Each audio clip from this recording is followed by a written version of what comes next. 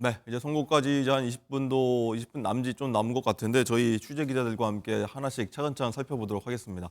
자, 법조팀 현지호 기자 나왔는데 일단 현 기자 일단 좀 전에 이혁재 기자가 전하긴 했는데 일단 한 총리 탄핵 심판이 현재 접수되고 나서 87일 만에 잠시 뒤에 이제 선고가 되는 거예요. 네, 그렇습니다. 오늘 오전 10시에 헌법재판소에서 선고가 될 예정입니다. 네. 지난해 12월 27일 탄핵 소추안이 접수된 지 87일 만이죠. 네. 이 계엄 사태와 관련해서 고위공직자에 대한 헌재 첫 번째 판단이라고 할 수 있겠습니다. 일단 이게 그동안 어떻게 진행돼 왔는지 좀 정리를 해보면요. 국회 탄핵 소추안 접수가 지난해 12월 27일이었죠. 권한대행에 오른 지 윤석열 대통령이 탄핵 소추가 먼저 됐으니까 권한대행에 오른 지 13일 만이었습니다. 네. 변론 준비 기일이 두 차례가 있었고요. 접수 54일 만인 지난달 19일에 첫 변론이 열렸습니다. 예. 근데 그 첫 변론이 거의 마지막 변론이었고 한 차례 했던 거죠. 예, 한 차례로 끝났습니다. 그래서 당시 변론 기일이 1시간 반 만에 종결이 됐고요. 그 이후에 이제 선고가 거의 한 달 정도 만에 선고가 되는 겁니다. 네. 어쨌든 한 차례 변론 기일만 있었고 바로 선고다라고 하는 부분은 좀 변론을 좀 봐야겠습니다만은 일단 인용이든 기각이든 좀 변론이 내리기까지 좀 비교적 좀 간단한 사안이다라고도 좀 추측해 볼 수도 있을 것 같고요. 예, 그렇습니다. 이 쟁점이 윤석열 대통령 탄핵 심판에 비해서는 조금 쟁점이 간단하다 이렇게 네. 볼 수 이런 해석이 많습니다. 일단 국회 측에서 제시한 탄핵 소추 사유들은 크게 5가지 정도인데요. 이게 하나하나 설명을 좀 해보면요. 12.3 비상계엄 사태에 방조, 가담했다. 그리고 김건희 최혜병 특검법에 반대하는 국무회의를 주재했다. 그리고 계엄 직후 이제 국민의힘과 공동 국정 운영을 구상했다. 네. 이거는 어쨌든 계엄 사태에 책임이 있는 정당과 이렇게 같이 국정 운영을 하려고 했다. 이런 네, 네. 비판이고요. 그리고 내란 상설특검 후보의 추천을 방기했다. 그리고 마지막으로 헌법재판관 임명을 거부했다. 이 정도 5가지로 정리를 해볼 수 있을 것 같습니다. 네. 자, 5가지 탄핵 소추 사안이 이러했고, 자, 그 중에서도 현 기자가 보기에 또 언론에서 많이 좀 다루고 있는 내용이긴 한데 가장 쟁점이 되는 부분은 뭔지 한번 정리 좀 해보시죠. 일단 크게 이 탄핵 소추 사유에 나온 건 아니지만 네. 국회 의결 정족수와 관련된 게 있습니다. 절차상의 문제를 따지는 거죠. 예, 그렇습니다. 소추. 예, 이게 탄핵 소추안 의결 정족수가 대통령과 국무총리가 다릅니다.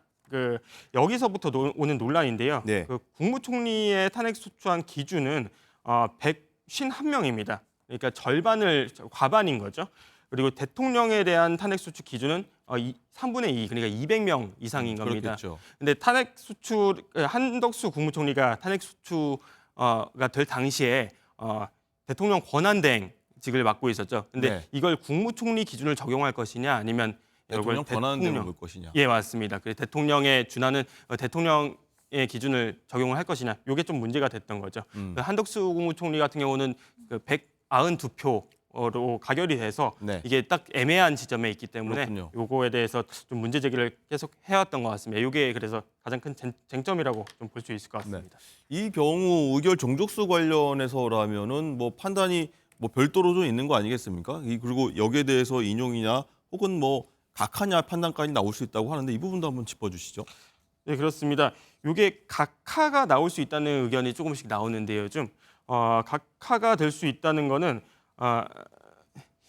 이게 의결 정족수를 채우지 못하면 네. 그러니까 어쨌든 기각과 각하의 차이를 간단하게 설명을 하면 네. 기각은 내용상으로 맞지 않다. 각하는 아예 절차상으로 요건이 맞지 않다라는 건데 네. 이 각하라는 거는 절차상 요건을 충족하지 못했다는 거겠죠. 네. 그렇다면 이게 의결 정족수를 200명을 채웠어야 된다라고 헌재가 판단을 했다는 건데 네.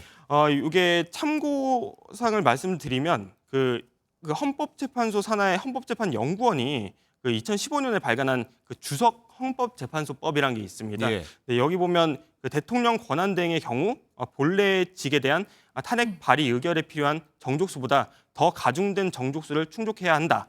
그리고 그럼 이거는 대통령 기준으로 봐야 된다라고 하는 해석인가요? 예, 그렇습니다. 오. 어떻게 보면 과거에 헌재가 이런 해석을 이미 했던 것으로 볼 수 있겠죠. 예. 이 기준을 만약에 적용을 한다면 뭐 각하될 가능성이 뭐 있다고도 볼 수 있을 것 꼭 같습니다. 근데 그 주석서를 따라야 하는 건 아닙니까? 아니면 꼭 따라야 하는 겁니까? 어떻습니까? 강제 사항은 아니기 때문에 네. 예. 근데 헌재가 이번에는 좀 어떻게 판단할지는 지켜봐야 될 것 같습니다. 알겠습니다.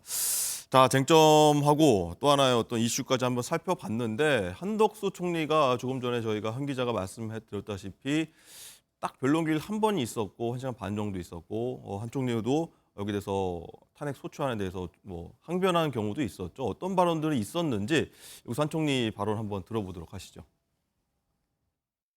저는 대통령님이 어떤 계획을 갖고 계신지 사전에 알지 못하였고 대통령이 다시 생각하시도록 최선을 다해 설득하였으며 군 동원에도 일체 관여한 사실이 없음을 다시 한번 분명히 말씀드리고 싶습니다. 네, 한 총리가 이렇게 발언을 했었고요. 형 기자 직접 헌재에서 좀 취재를 많이 해왔는데 이번 탄핵 심판 관련해서 저 말고 한 총리는 어떤 주장을 더 많이 폈습니까? 그 한덕수 총리가 탄핵 심판 변론기일에서 좀 한 말을 살펴보면 예. 그 윤석열 대통령이 어떤 계획을 갖고 있는지 사전에 전혀 알지 못했다. 그리고 대통령이 다시 생각하도록 최선을 다해 설득했다. 그리고 군 동원에도 일체 관여한 사실이 없다. 요거를 좀 강조를 했습니다. 네. 말을 들어보면 어쨌든 이제 사전 모의 정황이나 이런 것들이 계속 문제가 됐지 않습니까? 근데 그런 사전 모의한 정황에 제가 가담한 적이 없다, 한 총리가. 그리고 그 대통령이 비상계엄 선포하는 걸 계속해서 반대했다. 그리고 가담한 적이 없다, 비상계엄에. 네. 어쨌든 탄핵 소추 사유로 적시됐던 것이 그 비상계엄에 이제 가담했다, 공조했다, 공모했다, 뭐 이런 게 쟁점이지 않습니까? 아까 네. 말씀드린 대로. 그래서 요것들을 적극적으로 좀 부인한 걸로 볼 수가 있을 것 같습니다. 그리고 마지막 부분에서는 이제 국가 위기 상황인 것을 좀 강조를 하면서 네. 뭐 극단의 시대, 뭐 분열된 시대다 이런 것들을 지적을 했고, 그리고 합리의 시대로 나아가야 한다고 이렇게 얘기를 했는데요. 그러면서 헌법재판관들에게 좀 현명한 판단을 해달라 이렇게 좀 요청을 하기도 했습니다. 네. 자, 국회 측의 어떤 탄핵 소추 이유까지 좀 들어봤고 또 하나 뭐 쟁점도 있고 뭐 국회가 추천한 헌법재판관 임명을 좀 거부한 것도 주요 사안 중에 하나예요? 예, 그렇습니다. 그게 다른 쟁점 중에 하나인 거죠. 네. 일단 직접적인 좀 계기가 됐던 겁니다. 그 국회가 추천한 헌법재판관 3명, 요거를 국회 동의가 안 돼, 그러니까 국회 합의가 없었다는 이유로 네. 거부를 했죠. 이거 보시면 여기 대해서 또 국회 측에서도 또 결의서를 또 합의문을 또 한 번 더 제출한 바 있기도 하고요. 예, 야당 맞습니다. 주도로. 예, 이후에 권한쟁의 심판이 뭐 있었는데요. 네. 이게 국회의장과 그 국민의힘 그 국회의원들 사이에 권한쟁의 심판이 있었는데 그때 당시에도 이제 합의가 있었냐 없느냐를 네. 두고 헌재에서 좀 판단이 있었습니다. 이걸 보면 당시 조한창, 정계선, 마은혁 헌법재판관 네. 후보자였죠. 이 중에 두 분은 지금 임명이 된 상태고요. 네. 요거를 거부를 했었는데 이게 문제가 됐던 게 이제 앞서 방금 말씀드린 그 권한쟁의 심판에서 보면 우원식 국회의장과 우원식 국회의장과 국민의힘 그렇군요. 예. 국회의원들 사이에 이렇게 권한쟁의 심판이 있는데 예. 이게 죄송합니다. 네. 요거는 다시 한번 설명드리겠습니다. 네. 앞서 그 국회와 최상목 권한대행간 권한쟁의 심판에서 요 관련된 예. 판단이 좀 나왔습니다. 이게 위헌 여부가 좀 나왔는데요. 헌재는 이게 재판관 후보자를 국회가 추천한 재판관 후보자를 임명해야 된다. 임명하지 않는 건 위헌이다. 이런 판단을 좀 했는데요. 최상목 권한대행이 계속해서 권한대행이 된 이후에 헌법재판관 후보자를 임명을 하지 않았었죠. 특히 두 명은 임명을 했지만 마은혁 재판관 후보자에 대해서는 임명을 안 했는데 그렇죠. 그거에 대해서 이제 국회가 최상목 권한대행에게 상대로 이제 권한쟁의 심판을 청구를 했던 겁니다. 근데 이게 어쨌든 헌재에서 판단을 한 게 이게 임명을 해야 된다. 임명을 하지 않는 건 위헌이다라고 판단을 했는데 네. 한덕수 국무총리의 탄핵소추 사유와도 직접적으로 연관이 되죠. 그래서 한덕수 국무총리의 어떤 위헌 위법이 있었느냐 요거를 판단할 때 그 근거가 좀 될 수도 있을 것 같습니다. 네, 알겠습니다. 자, 윤정 기자, 일단은 뭐 국회 분위기도 한번 볼 텐데 여야는 뭐 굉장히 이거 첨예하게 맞붙어 왔고 일단은 당연히 기각될 것이다는 여당 주장. 이거는 당연히 인용될 수 있다는 민주당 여당의 입장이 좀 많이 섞여 있는 것 같은데 어떻습니까? 네, 그렇습니다. 국민의힘은 아무래도 이 한덕수 총리에 대해서 변론기일 자체가 한 차례로 끝났고 예. 그렇기 때문에 사안이 굉장히 단순하다. 이건 볼 것도 없이 기각이다. 이런 입장을 내세우고 있습니다. 오늘 아침 지도부 회의에서도 권영세 비대위원장이 관련 발언을 했는데 들어보시죠. 잠시 후 10시에 한덕수 권한대행의 탄핵 심판 선고가 예정돼 있습니다. 변론 기일이 단 하루에 끝났을 정도로 물을 것도 따질 것도 없는 부실 탄핵 그 자체입니다. 헌법재판소가 국가와 국민을 위해 올바른 판결을 내려주리라 믿습니다. 민주당의 줄탄핵과 국정 파괴 난동에 대해 엄중한 경고를 보내주시길 바랍니다. 이재명 대표는 탄핵이 기각되면 나라가 망할 것이라고 극언을 했습니다. 하지만 정작 많은 국민들은 이재명 대표야말로 대한민국 정치의 빌런이고 국정의 가장 큰 걸림돌이라고 생각하고 있습니다. 왜 번번이 믿지 못하는 정치인 1위, 비호감 정치인 1위를 독차지하는지 스스로를 한번 돌아보기 바랍니다. 이재명 대표가 할 일은 국민 선동이 아니라 반성과 대국민 사죄입니다. 네, 국민의힘은 지금 탄핵이 기각될 것이라고 어느 정도 확신하고 있습니다. 그렇군요. 그렇기 때문에 선고 이후에 권영세 비대위원장과 권성동 원내대표가 기자 간담회를 여는 방안도 검토를 하고 있습니다. 이 자리에서 민주당의 연쇄 탄핵을 비판하면서 윤 대통령의 탄핵 심판 선고에서도 이런 부분을 고려해달라. 이 부분에 대해서 강력하게 주장을 할 것으로 보이고요. 민주당 내부에서도 어느 정도는 이게 기각이나 각하 가능성이 높지 않겠느냐라는 내부의 기류가 읽히는 것은 네. 사실입니다. 그렇기 때문에 민주당은 한덕수 총리에 대한 선고를 윤 대통령에 대한 탄핵 심판 선고보다 더 먼저 한다는 점, 그 부분에 대해서 좀 방점을 두고 비판을 이어가고 있는데요. 특히 민주당은 오늘 이 광화문에서 처음으로 천막 당사 최고위원회의를 열게 됩니다. 네. 2013년 이후에 12년 만에 처음인데요. 오늘 지금 조금 뒤에 10시 반쯤에 최고위원회의를 열 예정인데 이 자리에서 한 총리에 대한 탄핵 심판 선고에 대한 당의 입장을 밝힐 것으로 보입니다. 네. 아마 천막 심판 선고가 아마 10시 한 보통 통상의 경우 10시 한 15분, 10분 전후에 네. 나올 것 같으니까 그 결과를 보고 민주당에서도 입장을 낸다는 것 같은데 자 다시 돌아와서 형지호 기자 일단은 여러 가지 시나리오가 있을 것 같습니다. 얘기했던 것처럼 인용, 기각 그리고 뭐 각하 얘기까지 나오고 있는데 하나하나씩 좀 살펴볼 텐데 우리 인용 시에는 어떤 일들이 좀 나올 수 있을까요? 일단 인용 시에는 일단 법조계선 기각 가능성이 좀 높다고 보고 있긴 하지만 뭐 인용이 될 수도 있겠습니다. 인용되면 바로 탄핵이 되는 거죠. 그래서 지금 현재 그 최상목 권한대행이 그 대통령 권한대행직을 수행을 하고 있기 때문에 현상이 계속 뭐 유지가 되는 걸로 볼 수 있겠습니다. 근데 이후에 그 윤석열 대통령 탄핵 심판이 언제 나올지가 좀 변수가 될 전망인데요.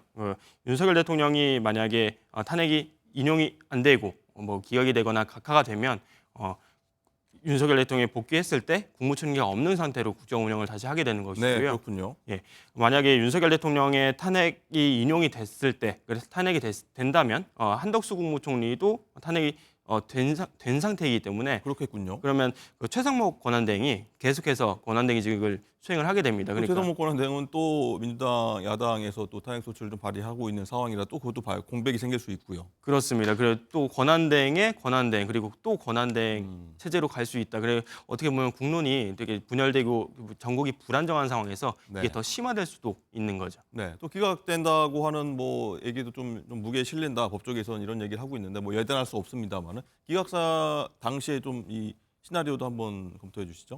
예. 일단 법조계에서는 기각 가능성이 좀 높다는 분석이 많은데요. 네. 이거 보면 그 이유를 한 번만 살펴보면 탄핵 심판에서 주로 다루는 게 이제 네. 위헌 위법 여부 첫 번째가 그거고 두 번째가 그 사안의 중대성 얼마나 이게 파면될 정도로 사안이 중대한지 이 두 가지를 봅니다. 네. 그 한덕수 국무총리 같은 경우는 이제 그 탄핵 소추 사유로 적시된 게 비상계엄에 가담 그리고 방조했다. 그리고 헌법재판관 임명을 거부했다 이런 것들이 네. 제시가 됐었잖아요. 근데 앞서 그 헌법재판관 임명 거부 같은 경우는 앞서 말씀드린 대로 권한쟁의 심판에서 헌재가 이게 좀 위헌 소지가 있다라고 판단을 했습니다. 근데 다만 이게 그 파면될 정도로 이렇게 중대한가 중대한가. 이 부분에 있어서는 예. 좀 그렇지 않다고 보는 음. 시각이 많습니다. 이거 이제 법조계를 좀 취재를 하면서 그 여러 법조인들한테 좀 물어본 결과 아무래도 이게 사안의 중대성이 낮을 것으로 볼 것 같다. 뭐 이런 좀 해석이 많았습니다. 그리고 앞서 요 사안과 직접적으로 관련은 없지만 네. 그 검사 3명에 대한 탄핵 심판 그리고 최재 감사원장에 대한 네. 탄핵 심판도 사안의 중대성이 위헌 위법성은 조금 인정이 되지만 파면될 정도로 중대하지 않다. 뭐 이런 판단이 나왔었죠. 네. 그런 거에서 알 수 있듯이 뭐 한덕수 국무총리에 대한 탄핵 심판 역시 좀 중대성이 좀 낮게 판단되지 않을까 이런 해석이 있습니다. 마지막으로 각하 때는 어떤 일이 나올까요? 각하되거나 뭐 각하가 된다는 가능성은 최근 들어서 좀 이렇게 제시가 되고 있는데요. 네. 뭐 요건을 갖추지 않고 각하된다면 뭐 기각과 같은 뭐 사유가 될 것 같습니다. 즉시 복귀를 하게 되고요. 네. 직무 복귀를 해서 뭐 업무를 좀 수행을 하게 됩니다. 헌재에서도 이 부분을 좀 고민을 하고 있는 것 같은데 왜냐하면 어쨌든 지금 국론이 되게 분열돼 있고 좀 전국이 불안정한 상황이 계속되고 있지 않습니까? 근데 이 전국 불안정을 어떻게 보면 좀 막아야 된다. 뭐 이런 판단이 헌재에서도 할 수 있기 때문에 요 각하 가능성에 좀 각하나 기각 가능성에 좀 무게가 실리지 않나. 네.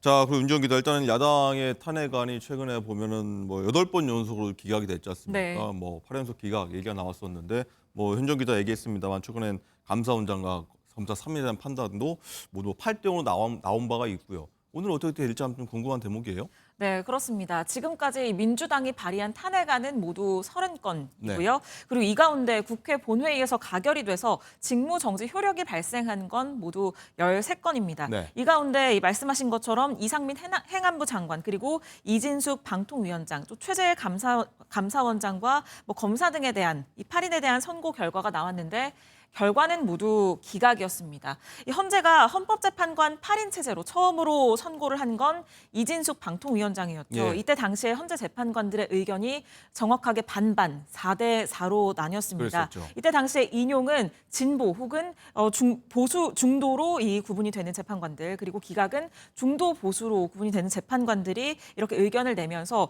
결국에는 이 재판관의 정치적 성향이 이 선고 결과에 반영이 된 것 아니냐 이런 얘기가 나왔거든요. 네. 이후에 이를 의식한 데 최재 감사원장과 그리고 검사 3인에 대한 탄핵 소추안이 기각됐을 당시에는 재판장들이 만장일치로 기각 결정을 내렸습니다. 예. 그런데 다만 이때에도 좀 진보로 분류되는 재판관들의 경우에는 별개의 의견을 덧붙이는 방식으로 어떤 본인의 정치적 성향이 드러났다. 이런 평가들이 있거든요. 예. 그렇기 때문에 이번 선고 결과에도 어떤 정치적 성향이 반영이 될지 그 부분에 관심이 모이고 있습니다.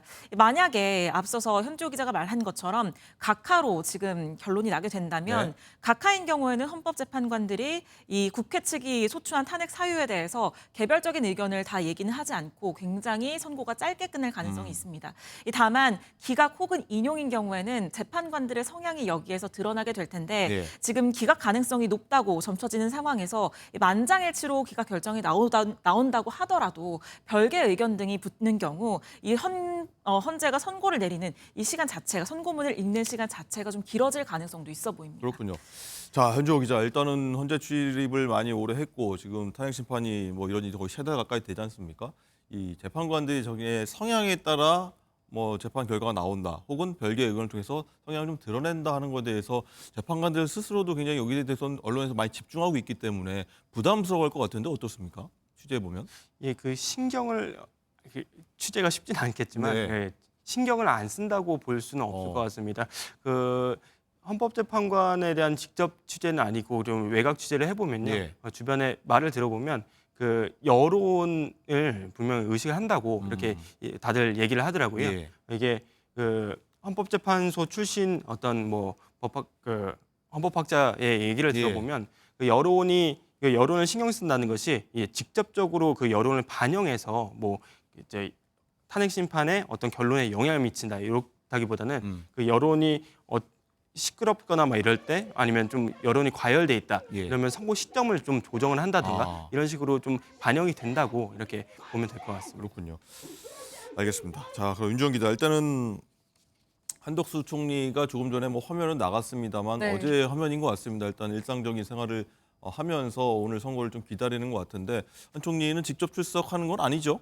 네, 오늘 아무래도 직접 출석하진 않은 예. 것으로 지금까지는 전해지고 있습니다. 헌재 앞에 지금 집회 시위 인원이 굉장히 많기도 하고 그래서 지금 경찰들이 차벽으로 굉장히 삼엄하게 통제를 하고 있지 않습니까? 또 여야 국회의원들도 지금 헌재 앞에서 기자회견 그리고 1인 시위를 각각 진행을 하고 있는 상황입니다. 예. 이런 점 등을 고려해서 한 총리가 오늘 직접 출석을 하지는 않는 것으로 보이고요. 이 조금 전에 비춰졌던 이 사진 역시 총리 공관 앞에서 촬영이 된 것으로 보여지는데 한 총리는 지금 총리 공관에서 헌재 선고를 지켜보고 이후에 기각 결정이 나게 된다면 이 곧바로 정부 서울청사로 이동을 해서 업무에 복귀를 하게 될 전망입니다.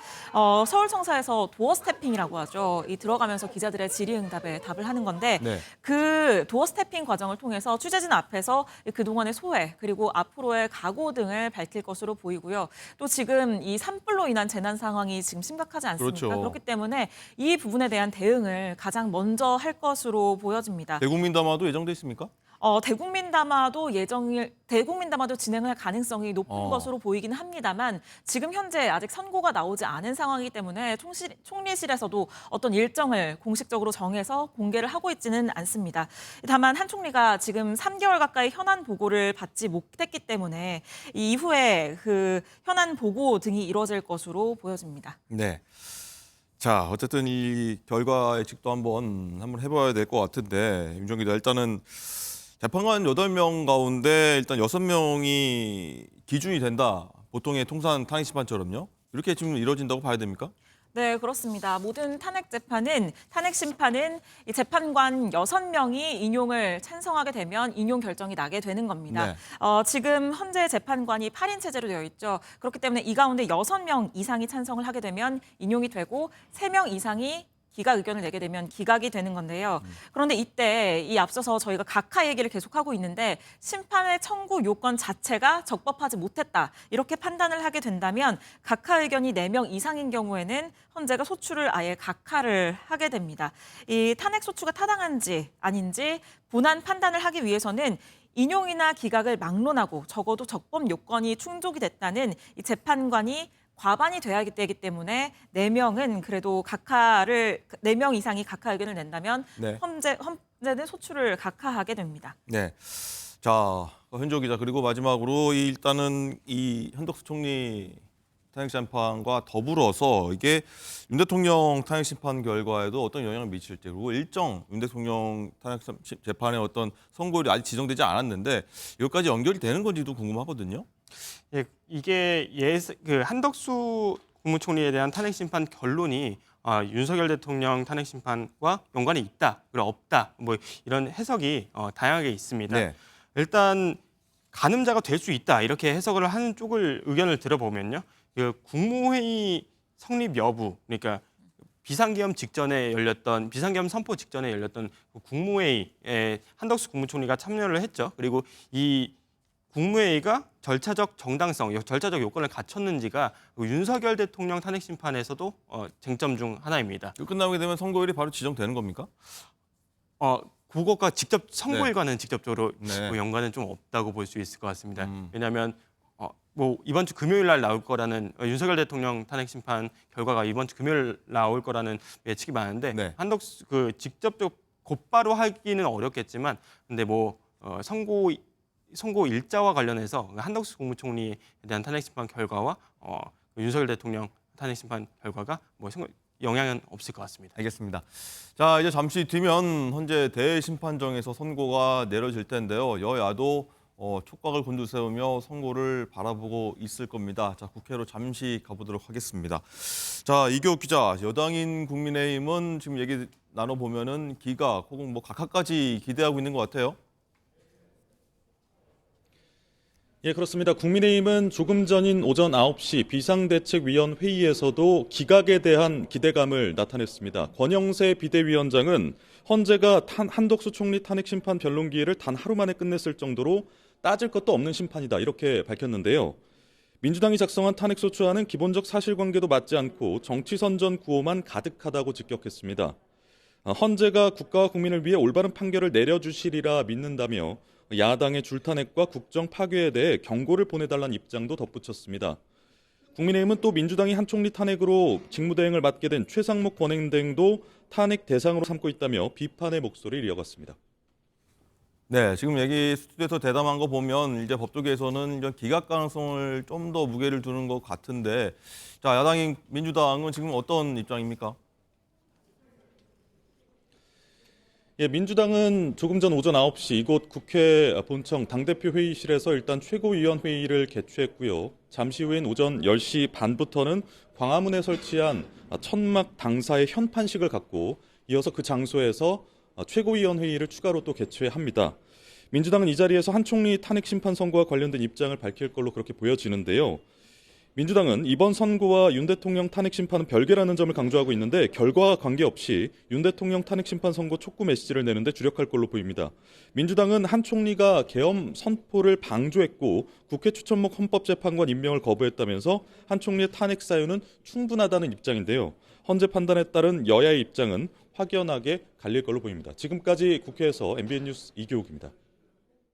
네, 여야의 목소리까지 들어봤고 이제 10시가 지금 넘었기 때문에 아마 선고 절차에 들어갔을 걸로 추측이 되고 있는데, 자, 조금 전에 얘기했던 부분 한 번 더 정리하면서 전문가들과 한번 얘기를 나눠볼 텐데요. 자, 윤정 기자, 일단 탄핵 심판 시나리오별로 이 인용 기각 각하가 있을 텐데 먼저 좀 예상 좀 해볼까요? 네, 먼저 탄핵 심판이 인용되는 경우 인용 사유가 될 가능성이 가장 높은 사유는 아무래도 12.3 비상계엄 방조 공모 의혹, 그리고 국회가 추천한 헌법재판관 후보자에 대한 임명 거부, 이 두 가지입니다. 네. 이 가운데 특히 12.3 비상계엄 관련 판단은 윤석열 대통령에 대한 탄핵 심판에도 영향을 직접적으로 미칠 수가 있습니다. 비상계엄 직전에 한 총리를 포함해서 11명의 국무위원이 모두 모인 자리에서 비상계엄 선포를 위한 국무회의를 했는데 이걸 실제 국무회의로 볼 수 있는지, 이 부분이 쟁점입니다. 이 국회 측은 한 총리가 비상계엄 선포를 막지 못했을 뿐 아니라 국무회의 소집을 건의하고 참석해서 비상계엄이 형식적인 정당성을 갖출 수 있게 공모했다, 이렇게 주장을 하고 있는데요. 만약에 헌법재판소가 이 국무회의를 인정하지 않을 경우 윤석열 대통령의 비상계엄이 절차적으로 위헌 위법하다는 증거가 될 수 있습니다. 반면 헌재가 한 총리가 이 국무회의에 참석했다라고 판단을 하게 된다면 비상계엄 선포 전에 국무회의 절차가 있었던 것이 되기 때문에 비상계엄이 절차적으로 위법했다, 이런 주장은 힘을 잃게 될 가능성이 큽니다. 또 중대성이 크지 않아서 기각이 될 수도 있는데요. 이 비상계엄과 관련해서 헌법재판관 비상계엄 그리고 헌법재판관 임명 거부와 관련해서 헌재가 위헌, 위법하다고 판단을 하더라도 이게 그만큼 중대성이 없다라고 판단을 하는 경우에는 기각 결정이 나올 수가 있습니다. 실제로 헌법재판소는 지난 2004년 노무현 전 대통령 탄핵 사건에서 노 전 대통령이 선거법을 위반했고 재신임 국민투표를 제안한 게 이 헌법과 법률에 위배되지만 파면할 정도의 중대성은 없다, 이렇게 밝힌 적이 있고요. 또 앞서 말씀드린 것처럼 의결종족수 문제로 각하 결정이 될 수 있습니다. 네. 지금 조금 전에 속보 나왔는데요. 헌법재판소가 한덕수 총리에 대해서 탄핵 심판 기각을 결정했다는 속보 나와 네. 있습니다. 시작과 함께 한 2분, 3분 만에 바로 결과가 나온 것 같습니다. 한 차례 변론밖에 없어서 비교적 간단한 사안이다라고 얘기를 많이 했고 저희가 바로 조금 전에 얘기했습니다만 바로 결론이 나왔습니다. 자, 서정욱 변호사님, 일단은 기각이 바로 나왔는데 이 부분은 뭐 하실 말씀 좀 있으실 것 같습니다. 뭐 저는 기각을 당연히 예상했고요. 네. 법리만 보면 이게 그 200석으로 봐야 되거든요. 그러면 이게 대통령 각하가 권한 돼야 되는데, 대행이다. 근데 문제는 그렇게 되면 최상목 대행이 임명한 조한창, 네. 그다음에 그 정계선 재판관의 정당성이 논란이 될 수가 있어요. 이제 앞으로요? 꼭 이게 무효라고 할 수는 없어도 네. 정치적 논란이. 그래서 아마 이게 그 각하는 좀 이게 부담스러울 거다. 그래서 아마 이게 그 기각으로 가지 않을까 이렇게 예상했는데 네. 역시 이게 주문이 먼저 나온 거예요. 그럼 이게 별개 의견이나 반대 의견이 있다, 이 뜻입니다. 이제 별개 의견이나 반대 의견이 있으면 또 어떤 내용이 나오는지 한번 저희가 한번 추가적으로 나오는 대로 저희가 뭐 살펴보도록 하겠고요. 자, 수재원 위원님, 일단 네. 민주당 입장에서도 저희가 계속 얘기 나왔습니다만은 기각 가능성이 좀 있다라는 게 민주당 내부에서도 흘러나오긴 했었는데 일단은 기각이 돼서 이렇게 되면은 9번 연속으로 탄핵이 다 기각된 상황이라 민주당도 좀 당혹스러울 것 같기도 하고요. 어떻습니까? 그렇죠. 그러니까 결과 면에서는 이제 9번 다 저희가 패배한 것처럼 보이긴 한데요. 그 과정, 특히 이제 그 현재 이제 곧 있을 한 총리에 대해서 기각에 대한 사유와 또 그럼에도 불구하고 그 이후에 이제 평론 과정에 그게 중대한 어떤 의미가 있다. 저는 그렇게 보고 있고요. 기각했을 때 우리 민주당 입장에서는 즉 이제 대행이기 때문에 각하 즉 200명은 아니다. 그래서 저는 이제 현재 판단했을 때는 대행이다. 그래서 151명 정족수를 채웠을 때 유효하다는 거는 이제 현재의 어떤 이제 물음표를 이제 마침표를 찍었다 보는 것이고요. 오늘 한번 내용이 더 추가로 나오는지 한번 보고 더 얘기를 그렇죠. 네, 나눠보도록 그렇게 하겠고요. 하겠습니다. 네. 그리고 뭐 저희들이 얘기한 거는 탄핵 자꾸 남발이라고 하는데 저희는 탄핵에 대해서는 그렇게 헌법 소에 대한 의무가 없기 때문에 이런 부분에 대해서는 현재 한번 맡겨보는 취지에서 그 인용 기각 각하에 대해서는 겸허히 받아들이겠다는 네. 입장입니다. 그러나 이제 서정욱 변호사님 일단은 잘못이 있는지 없는지 판단을 맡겨보겠다고 했지만 그 사이에 어떤 국정 공백이라는 부분이 있을 수 있어서 직무가 배제되면서요. 각 해당자들이 여기에 대한 부작용에 대한 것들은 이제 여당 측에서는 여권에서는 좀 비판이 있을 수 있을 것 같기도 하고요. 그렇죠. 저 부분이 그 시간이 아주 중요해요. 지금 주문을 먼저 선고하느냐, 네. 아니면 이게 마지막에 주문을 선고하느냐, 이게 규정이 있어요. 예를 들어 만장일치일 때는 마지막에 그 주문합니다. 마지막에 박근혜 대통령을 파면한다. 이런 식으로요. 왜 그래? 그리고 시간의 분단위까지 기재를 해야 돼요. 네. 지금 이게 우리나라 통수권자가 누굽니까? 전쟁이 나도 이게 중요하죠. 이제 기각하는 그 분을 적은 그 순간에 최상목이 아니고 한덕수가 바로 이게 복귀되는 거예요. 대통령 권한대행이 바로 이제 한덕수 예, 총리 여러 되는 의견이 거죠? 다양할 때는 주문부터 선고해라. 이게 기준입니다. 그래서 아마 이게 앞으로 쭉 선고할 텐데 네. 그렇게 주문이 선고됐기 때문에 조 시간 분단위로 바로 이제 지금 한덕수 대행이 국가 원수다. 네. 이렇게 보면 되고요. 그럼 별개 의견이 추가로 나올 수 있다는 그런 뜻이에요. 당연히 논다 봐야죠. 주문부터 이게 해서 시간을 확정지대. 예. 통수권자가 누군지 군 통수권자 중요하잖아요. 그래서 아마 이게 앞으로 선고 쭉 놓을 텐데 저는 앞으로 이게 그 반대 의견이나 또는 이게 그 사유별로 놓을 거 아닙니까? 예. 이게 더 중요하다 봐요. 자, 일단 윤정 기자, 일단 보면은 한덕수 총리가 이제 직무에서 바로 복귀가 됐기 네. 때문에 업무를 시작할 것 같은데 아까 네. 얘기했습니다만 이제 바로 정부 종합청사로 출근을 하게 되고 거기서 이제 출근길 문답이랄지 거기서 또 성명을 낼 가능성도 높아 보여요.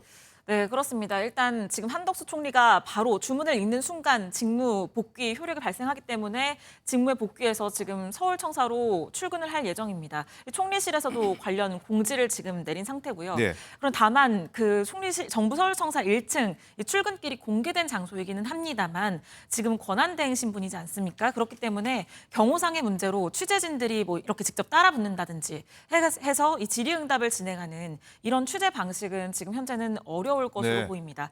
다만 이후에 이 본인의 소회 등을 짧게 얘기를 할 것으로 보이는데 이런 것은 어떤 총리실에서 좀 논의된 방식을 통해서 추후에 전달을 할 것으로 보이고요. 이 내용도 저희가 들어오면 바로 전달을 해드리도록 하겠습니다. 또 앞서서 말씀드린 것처럼 지금 현재 산불 재난 문제도 있고 또 지금 통상 외교 안보 문제도 심각하고 의대 정원 등 의료 개혁, 연금 개혁 등 지금 현안들이 굉장히 산재해 있습니다. 그렇기 때문에 이 현안들과 관련해서 오늘 한덕수 총리는 관련 부처의 후속 보고를 받고 어떻게 대응할지 등에 대해서 오늘부터 논의를 할 것으로 보입니다. 네. 조금 전에 자막 나갔습니다만 일단 본래 지위에 있을 당시에 적용을 해서 의결 정족수 정하는 게 맞다는 게 일단 현재 판단인 것 같은데 서재원 의원님은 그렇다면은 앞으로 이 뭐랄까요 위법한 행동을 했을 때 공직자에 대해서 일단 뭐 거대 야당이라고 지금 표현하겠습니다만은 일단은 탄핵 소추를 넣을 수 있는 규정이 마련된 것 같아요. 그렇죠. 그러니까 이런 일이 다시는 일어나지 않는 것이 가장 급선무긴 하지만요. 그 이제 만일에 이제 미래 상황에서 뭐 여당이 야당이든 이제 신분이 바뀔 수도 있고 누구든 했을 때는 그 본래 신분상 지위 이 법적인 해석 차이는 이제는 마침표가 이제 되는 권한 겁니다. 대행이라는 건 의미가 없어지는 거네요. 권한 대행의 의미가 있는 것은 아니고 그것이 다만 이제 대통령의 권한을 대행하는 거지만 대통령처럼 국민이 선출이 된 것이 아니기 때문에 2분의 1 과반수 이상이다라고 이제 헌재가 마침표를 찍은 겁니다. 그러니까 국민의힘에서는 이제는 더 이상 이런 헌법을 이제 과대 해석할 필요는 없다는 것이죠. 네. 네. 자, 서 변호사님 여기에 대해서는 뭐 이제 이 같은 일이 계속해서 현재 상황에서 벌어질 수 있기 때문에 우려되는 점도 있을 것 같기도 하고요. 어떻게 보십니까? 저게 그 헌법 출석서에 좀 반한다고 보거든요. 네. 예를 들어 이게 총리 때 이런 과반이고 그다음에 대통령의 권한 대행은 3분의 2다. 이게 주석서거든요. 네. 그런데 아마 저 자막만 보면 원래 이제 그 총리니까 과반이다 이 뜻으로 이게 보이잖아요. 네. 지금 이거는 상당히 논란이 있고 특히 민주당하고도 안 맞는 게요. 민주당에서 우리 방통위 부위원장 있잖아요. 김태규 부위원장 이분들이 탄핵을 추진했었거든요. 근데 원래는 방통위는 위원장만 탄핵할 수 있고 예. 부위원장은 이게 탄핵이 못해요. 그런데 부위원장이 직무대행을 하면 위원장하고 똑같다. 따라서 이게 탄핵된다. 이게 민주당의 주장이었거든요. 따라서 민주당도 아마 이게 그 자기 모순에 빠지지 않을까 이래 보입니다. 예.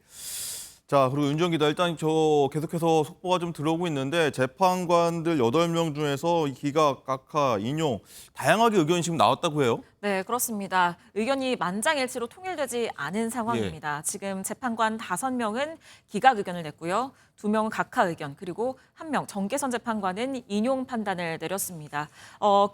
각하의 경우에는 제가 앞서서도 말씀을 드린 것처럼 예. 재판관의 절반은 각하 의견을 내야 이게 각하가 되는 겁니다. 그렇기 때문에 지금 2명만 각하 의견을 낸 상황이어서 예. 각하는 아니고 기각으로 결정이 난 거고요. 이 각하 의견을 낸 재판관은 김영도 재판관 등 2인인데 3분의 2 이상을 충족하지 못해서 탄핵이 부적합하다. 이렇게 부적법하다. 이런 의견을 냈지만 이것은 지금 별개의 의견이 된 것이고 네. 지금 헌법재판소는 권한대행이라고 할지라도 국무총리라고 한다면 국무총리의 신분에 따라서 국회 과반수 이상의 찬성으로 탄핵소추안을 처리할 수 있다. 이런 결론을 낸 것이고요. 지금 재판관 5명은 기각 의견, 그리고 앞서 말씀드린 것처럼 정계선 재판관은 인용을 판단했습니다. 네. 이 기각 의견을 낸 재판관들은 지금 한덕수 총리에 대한 이 탄핵소추 사유 자체가 대통령 권한대행직을 탄핵할 만큼의 그 위법성이 있다. 이렇게 판단을 하지 않은 것으로 지금 보여집니다. 네.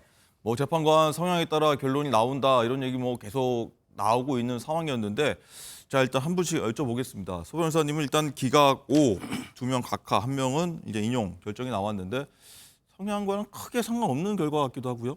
지금 이게 좀 문제인 게 어제 윤상현 의원이요. 네. 7대1로 기각이다. 이렇게 발표를 하면서 출처가 어딨냐. 진보 성향이 그 언론사 사장한테 모임에 들었다. 이게 똑같이 7대1이고요. 어제 제가 방송할 때도 7대1이고 인용 이런 정계선이다. 그다음에 김영도 주시면 각하다. 저도 이게 다 100% 맞아버렸잖아요. 이런 식으로 이게 정부가 계속 누설이 되고 있는 예. 이것도 이게 좀 심각한 물론 예측 영역이지만 보안에 굉장히 신경 썼다고 해왔는데도 그런데 나왔다. 예상대로 윤상현은 공개적으로 7대1을 했고요. 저도 이게 그렇게 했는데 제 예측대로 정계선은 왜냐하면 이게 문영배 대행이 다수 편에 안 쓴다고 비난을 많이 받았어요. 원래 소장하고 대법원장에게 다수 편에 서는 게 관행입니다. 아, 그렇습니까? 예. 그런데 문영배 소장이 현재 내부에서 리더십을 잃고 있거든요. 그러니까 아마 이게 가장 강성 정계선 이분이 아마 인용할 거고 문영배 나머지는 이쪽으로 올 거다. 퇴임 앞두고 이렇게 예측되는데 다 그대로 지금 놓은 거죠. 그다음에 주심 재판관은 각할 거다. 김영도 이렇게 지금 그대로 놓은 거예요. 일단은 개인 의견까지 좀 덧붙이시면서 말씀해 주셨는데 소 의원님은 네. 어떻게 보셨습니까? 이 지금 재판관의 결과 내용. 네, 그러니까 저도 지난주 금요일 날 개인적으로 인용되겠다고 방송에서 언급했는데요. 제가 출처를 받은 건 아닙니다. 그러니까 이제 기존의 헌재에서 이제 계속 이제 저도 한두 달 정도 지켜보니까 이분들 성향을 판단할 수 있잖아요. 네. 감사원장 또 기각했을 때는 헌법을 위배한 사항이 있다. 그리고 국정감사에서 성실히 자료를 제출할 의무가 있는데 그것을 7일 이내에 신청해야 되는데 이제 국회에서 2일 이내에 신청했기 때문에 시간이 촉박하다. 그러니 한덕수 관련 탄핵에서도 헌법재판관을 임명을 안 하겠다는 건 위헌적 소재가 있으나 그것을 저희가 국회에서는 바로 당일날 바로 신청해버린 거거든요. 그러면 헌재에서는 기존에 했던 관행대로 그 기준을 지킨다면 헌법에 대한 수호의 그런 걸 절차상에 미흡한 건 있지만 어떤 시간적이라는 일정이라든지 기획과 이런 사항을 봤을 때는 중대한 사유가 아니다라고 해서 기각 결정했다는 것이고 저는 헌재가 지금 윤석열 대통령 관련해서 지금 모든 여야를 해서 이제 계속 미뤄진다고 하잖아요. 이제 지연이라고 합니다. 그러니까 장고 끝에 악수가 아니고 장고 끝에 지금 억측 주장이 다 나오는 겁니다. 그러니까 윤상현 의원도 그렇고 뭐 국회의원들도 그렇고 출처가 어디든지 불분명한 것들이 본인들이 공교롭습니다만 비슷하게 나오긴 그렇죠. 했고요. 계속 주장하는 것들이 맞아 떨어지는 것이죠. 네. 그러니까 이런 부분에 대해서는 헌재에서도 책임이 있다라는 것이고 그래서 윤석열 대통령 관련해서는 하루라도 빨리 해야지 이게 다른 억측이 아니고 억측을 넘어서 과하게 하면 재판관의 신뢰 문제도 훼손될 수 있거든요. 그래서 다시 한번 방송을 통해서 헌법재판관께서 윤석열 대통령의 선고를 하루 빨리 아니 1시간이라도 더 빨리 진행해야 된다고 말씀을 꼭 좀 드리고 싶습니다. 네.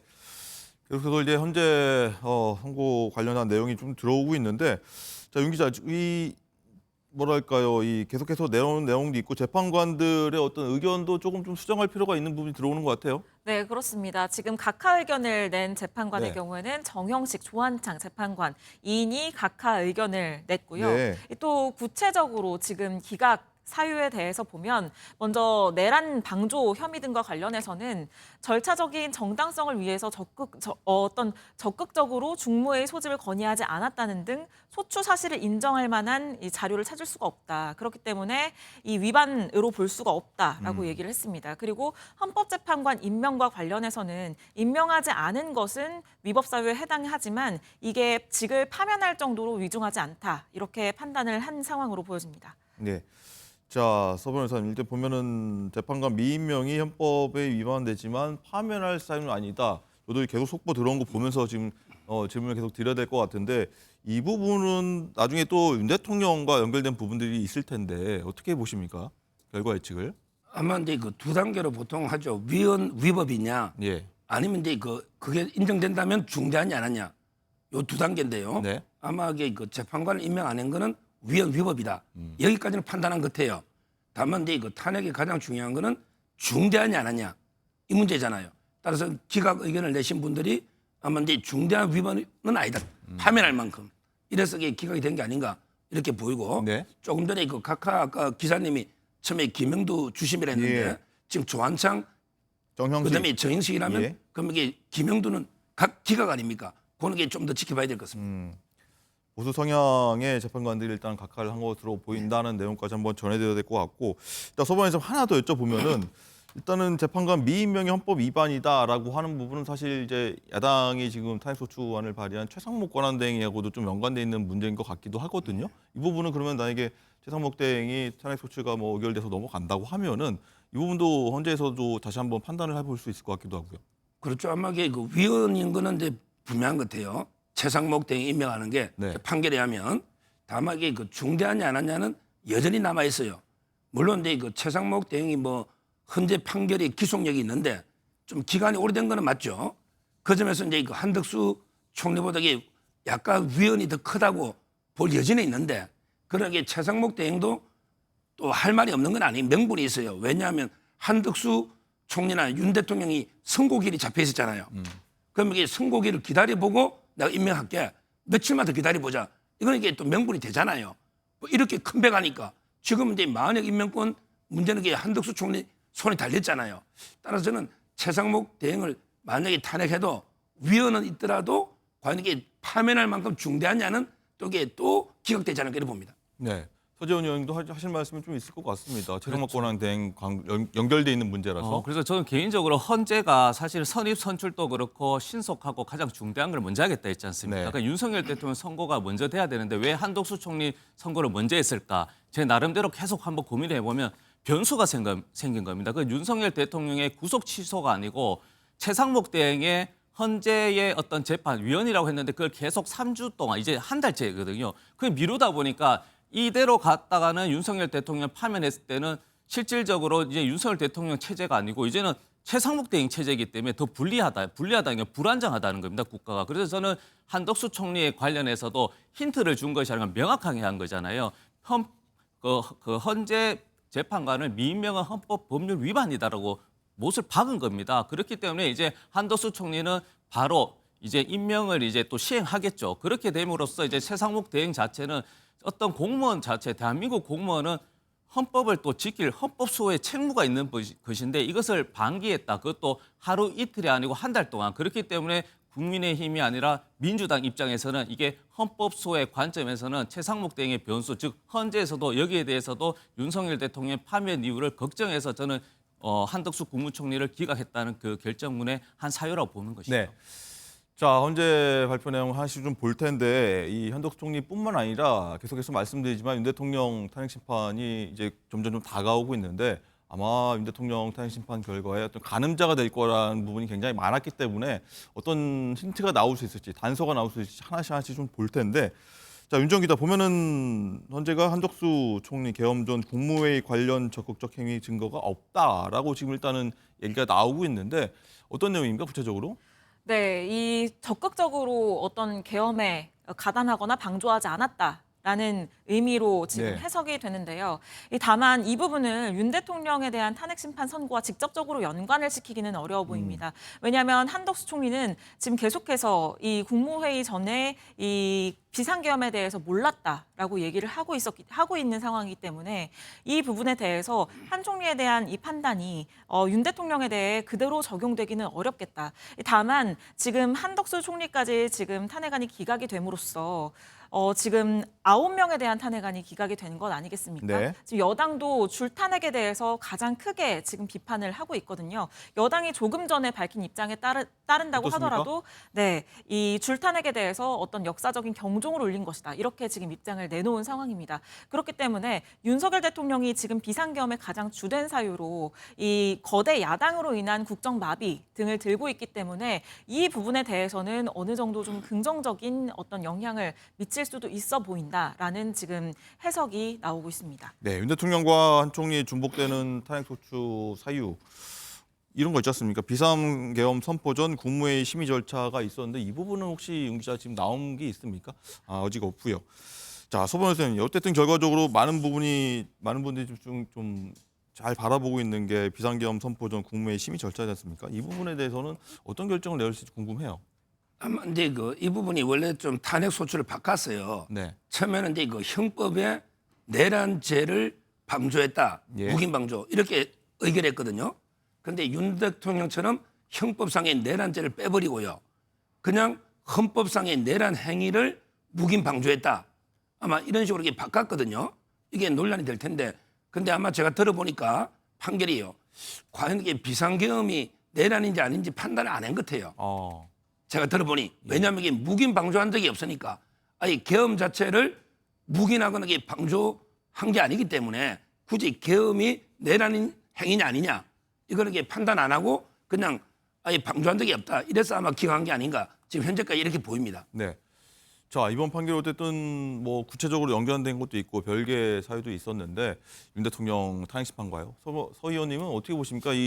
어떻게 보면은 결과에 따라서도 영향을 미치는 부분도 있을 테고 과정도 있을 테지만 영향이 크게 없다고 보십니까? 아니죠. 이게 사실 많은 패널께서는 분리됐다고 얘기하는데 저는 예. 분리됐다고 생각하지는 않고요. 연결된 거입니다. 영향을 끼친다. 네, 연결된 거예요. 왜냐하면 한덕수 국무총리는 12.3 계엄 이후에 지금까지 줄고 나는 비상계엄에 동의한 적이 없고 국무회의에서도 저도 찬성한 적이 없다라고 이야기한 거거든요. 그러니까 이 자체는 이 계엄 자체가 본인이 대한민국 2인장인데 정상적인 계엄이 아니다. 이건 내란 행위를 인정한 것이고요. 만약에 한덕수 권한대행께서는 만약에 기각안에 인용이 되었으면 윤석열 대통령이 주장했던 대로 반국가 단체에 대해서 어떤 계몽령이라든지 어떤 경고용이 맞아 들어갈 수가 있는 것이죠. 왜 인용이 되냐? 즉 한덕수 총리는 대통령의 명령을 따르지 않은 또 헌법소를 책무를 방기한 것이잖아요. 그런데 결과적으로 기각이라는 말씀은 윤석열 대통령이 대통령으로서 헌법소 의지도 없을 뿐더러 불법적인 계엄을 했다라고 정당화하는 것입니다. 그렇기 때문에 저는 윤석열 대통령에 대해서 특히 국민의힘 쪽에서 희망 회로를 계속 돌려서 한덕수 국무총리가 기각이 되었으니 이제 대통령 또 돌아오겠다라는 헛된 희망은 가지면 안 된다는 말씀도 또 드리고 싶습니다. 네. 서 변호사님 생각은 어떻습니까? 연결이 돼 있는지 연결을 끼칠지 윤 대통령 탄핵 심판과요. 아마 이게 직접적인 관련 없는 것 같아요. 우리 미리 보는 윤석열 대통령 탄핵 재판이다. 뭐 예고편이다 이런 예, 게 근데 나왔죠. 제가 지금까지 그 속보만 보면 예. 그 국무회의가 내란이다 아니다. 이걸 이게 굳이 판단할 필요가 없고 한덕수 총리가 이제 관여를 안 했기 때문에 아마 그래서 이게 그 직접적으로는 뭐 저는 관련이 없다 이렇게 보는데. 뭐 또 하나 보면은 지금 아직 자막이 안 나왔습니다만은 이 공동 국정 운영 헌법 위반으로 볼 수 없다 이런 내용도 들어갔군요. 그거는 이제 이거 뭐 정치적인 의미죠. 그때 한동훈 대표하고 예. 한덕수 총리가 공동으로 이게 운영하자 대통령이 하야하면 이 부분은 이게 그 공무원의 정치적 중립 정도는 이게 논란은 되는데 이거 탄핵 사유가 안 되는 거죠. 이거 정치적 상징적 의미잖아요. 이런 걸 이렇게 탄핵 사유 넣은 게 부끄럽고요. 그러나 이게 전체적으로 직접적인 대통령 사건하고 이게 관계는 없다. 다만 이제 그 탄핵이 9번 줄기각이 됐잖아요. 이거는 이게 그 상당히 좀 의미를 왜 대통령 계엄의 일말이라도 이게 정당성이 부여되는 게 하나 있고요. 네. 그다음에 그 우리 우파 보수 쪽에서 추천한 재판관들이 굳건하잖아요. 2명이 각하잖아요. 우파가 이것도 좀 의미가 있어 보이고요. 특히 문영배, 이미선 재판관은 우리 법이잖아요. 그런데 이분들이 왜 기각에 갔을까?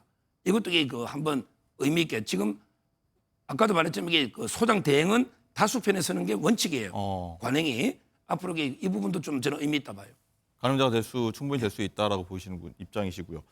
자, 그리고 윤주원 기자, 일단은 여당 입장 저희가 한번 전해드린 바로 봤는데 야권 인사들도 좀 하나씩 의견을 내는 것 같습니다. 김동연 경기지사도 SNS에 의견을 좀 낸 것 같은데 어떤 내용들 지금 나오고 있습니까? 네, 그렇습니다. 김동연 지사는 지금 한덕수 권한대행에 대한 탄핵안 기각이 윤석열 대통령에 대한 탄핵을 앞서서 내린 국정안정조치다. 이렇게 얘기를 하고 있습니다. 그러니까 윤 대통령이 탄핵안이 인용될 상황을 대비해서 한대행을 직무 복귀시킨 것이다. 헌재가 그런 판단한 네, 것이다. 이런 얘기를 하고 있고요. 예. 지금 또 앞서 말씀드린 것처럼 민주당은 지금 10시 반부터 최고위원회의를 광화문 당사에서 천막 당사에서 진행을 하게 5분 됩니다. 뒤군요. 바로 나올 것 네, 같습니다. 그렇기 때문에 이 자리에서 이재명 대표 그리고 박찬대 원내대표의 이 발언들도 나올 것으로 보여지고요. 지금 한덕수 국무총리는 지금 총리 공간에서 출발을 해서 이 정부 성사로 이동을 하고 있는 중이라고 합니다. 한 총리가 청사에서 바로 기자들과 만나서 그동안의 소회랄지 앞으로의 뭐 지금 대국민 담화를 밝힐지 아마 이 내용도 아마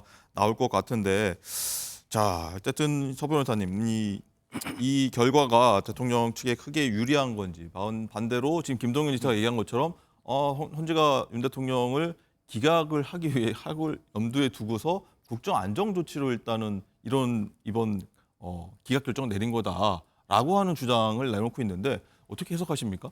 그거는 한마디로 이게 아전인수로 자기한테 유리하게 해석하는 거고요. 예. 민주당은 이제 상당히 당황할 거예요. 왜냐하면 이게 윤 대통령 탄핵을 제일 먼저 선고해야 된다. 최소한 이게 동시 선고나 아니면 윤 대통령이 먼저 선고해야 된다. 이렇게 계속 주장했잖아요. 그런데 헌재가 어떻게 보면 이게 전격적으로 한덕수 선고부터 이게 결정했잖아요. 이거부터 이게 민주당은 상당히 좀 본래 자기들 의도하고는 다르게 당황했을 거고요. 이제 와서 이제 다시 아전인수로 이제 자기들 중심으로 해석하는 거죠. 한덕수 복귀시켜 놓고 윤 대통령에게 인용한다. 이거는 그냥 희망사항이다. 이렇게 보이고요. 여기서 중요한 게 어제 제가 한덕수 변호인 측에 좀 전화로 많이 취재를 해봤어요. 네. 갈 거냐 안 갈 거냐. 이거 중요한 문제가 있어요. 출석이냐 아니냐. 예. 그러니까 어제 밤까지 고민을 거듭하더라고요. 다른 그 장관급들은 전부 갔어요. 선고 때. 그렇죠. 그러게 기자들하고 인터뷰도 했죠. 네. 근데 저는 제 의견을 묻길래 가지 마라. 저는 이게 대통령제도 가지 마라. 어떤 이유에서일까요? 왜 그러냐면 이게 헌재 소장보다 이게 총리가 서열이 높아요. 의전설이 높아요. 예. 거기 가서 그냥 듣고 있는 것보다는 관저에 있다가 결과가 실시간 뜨잖아요. 이럴 때 이게 바로 인터뷰하든지 이게 맞다. 그럼 윤 대통령 입장에서 윤 대통령도 당연히 안 가야 된다. 예. 그건 뭐 경호 문제도 있고요. 네. 그건 안 가는 게 맞다 봐요. 그렇군요.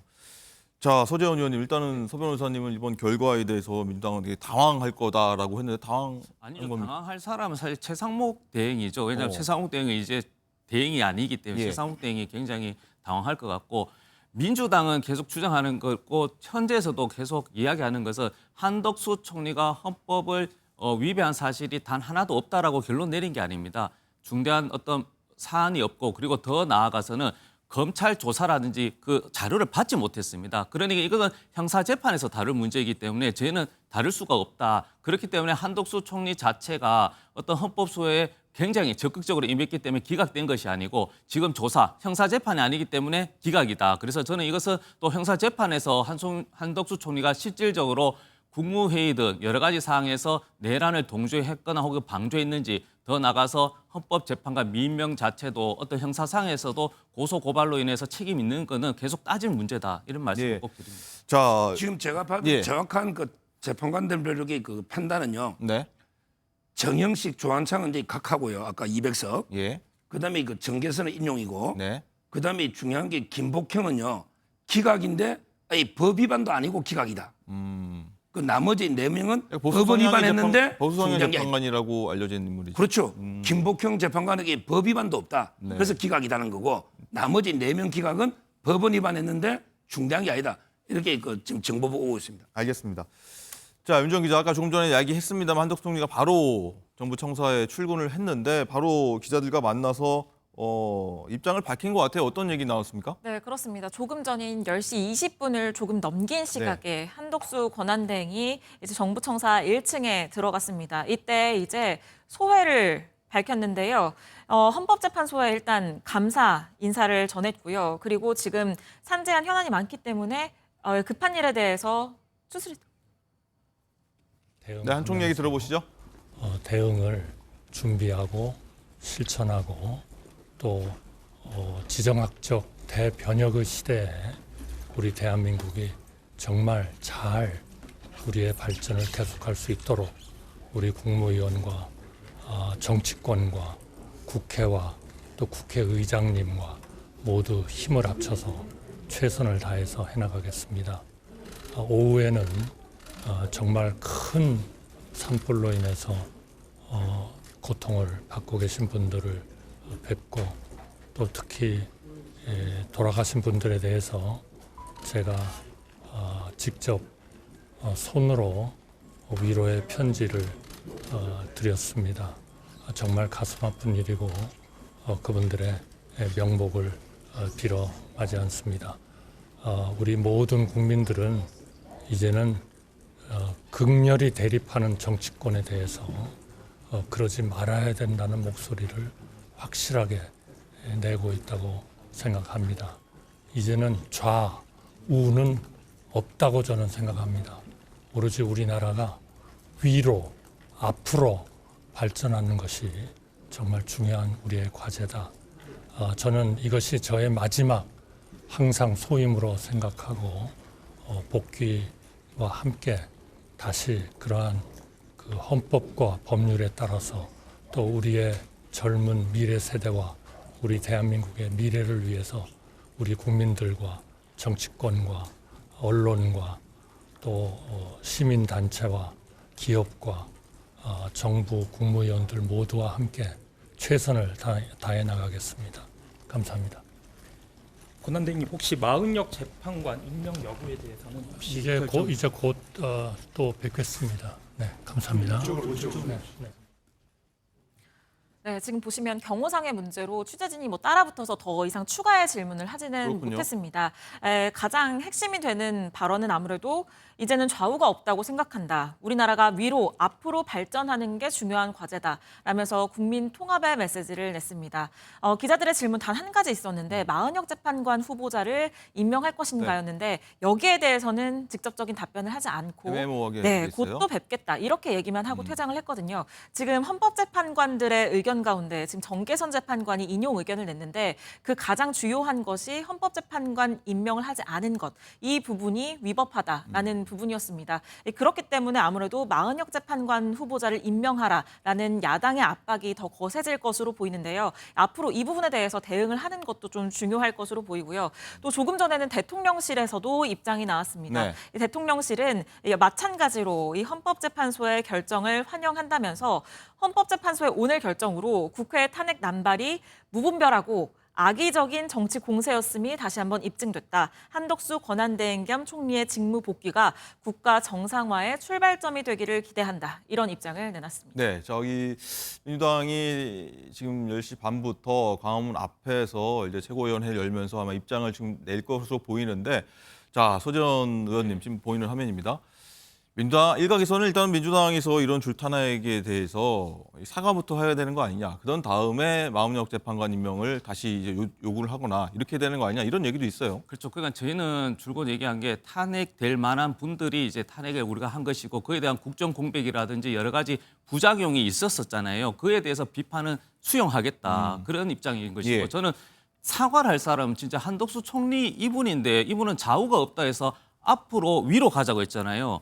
본인이 윤석열 대통령을 모시면서 우리 대한민국을 뒤로 후퇴시킨 장본인입니다. 이분 또 그때 12.3 때 막았어야죠. 사실은. 그러면 못 막았더라면 언론이든 본인이 나와서라든지 미리 그런 정보를 이야기해서 계엄이 일어나지 않게 막았어야 되는데 이 부분은 참 답답하다. 그리고 마은혁 헌법재판관 임명도 본인이 헌재에서 기각했기 때문에 대응해서 이렇게 언론 앞에서 국민들 앞에서 인터뷰하지 않습니까? 그러면 헌재에서도 마은혁 재판관을 임명하라. 임명 안 하는 것은 위헌이라고 하면 당연히 헌재 결과에 수용해서 헌법 소하는 것이기 때문에 즉각 임명하도록 하겠습니다 하면 되는 것이지 또 미루잖아요. 저런 자세 때문에 저는 윤석열 대통령이 어떻게 보면 참모 복이 없는 것인지 아니면 훌륭한 참모를 저렇게 만든 것인지 저는 답답할 뿐입니다. 네, 소 변호사님. 일단은 마은혁 재판관 임명은 일단 헌재 결정이기도 하고 오늘 또 얘기 나왔지 않습니까?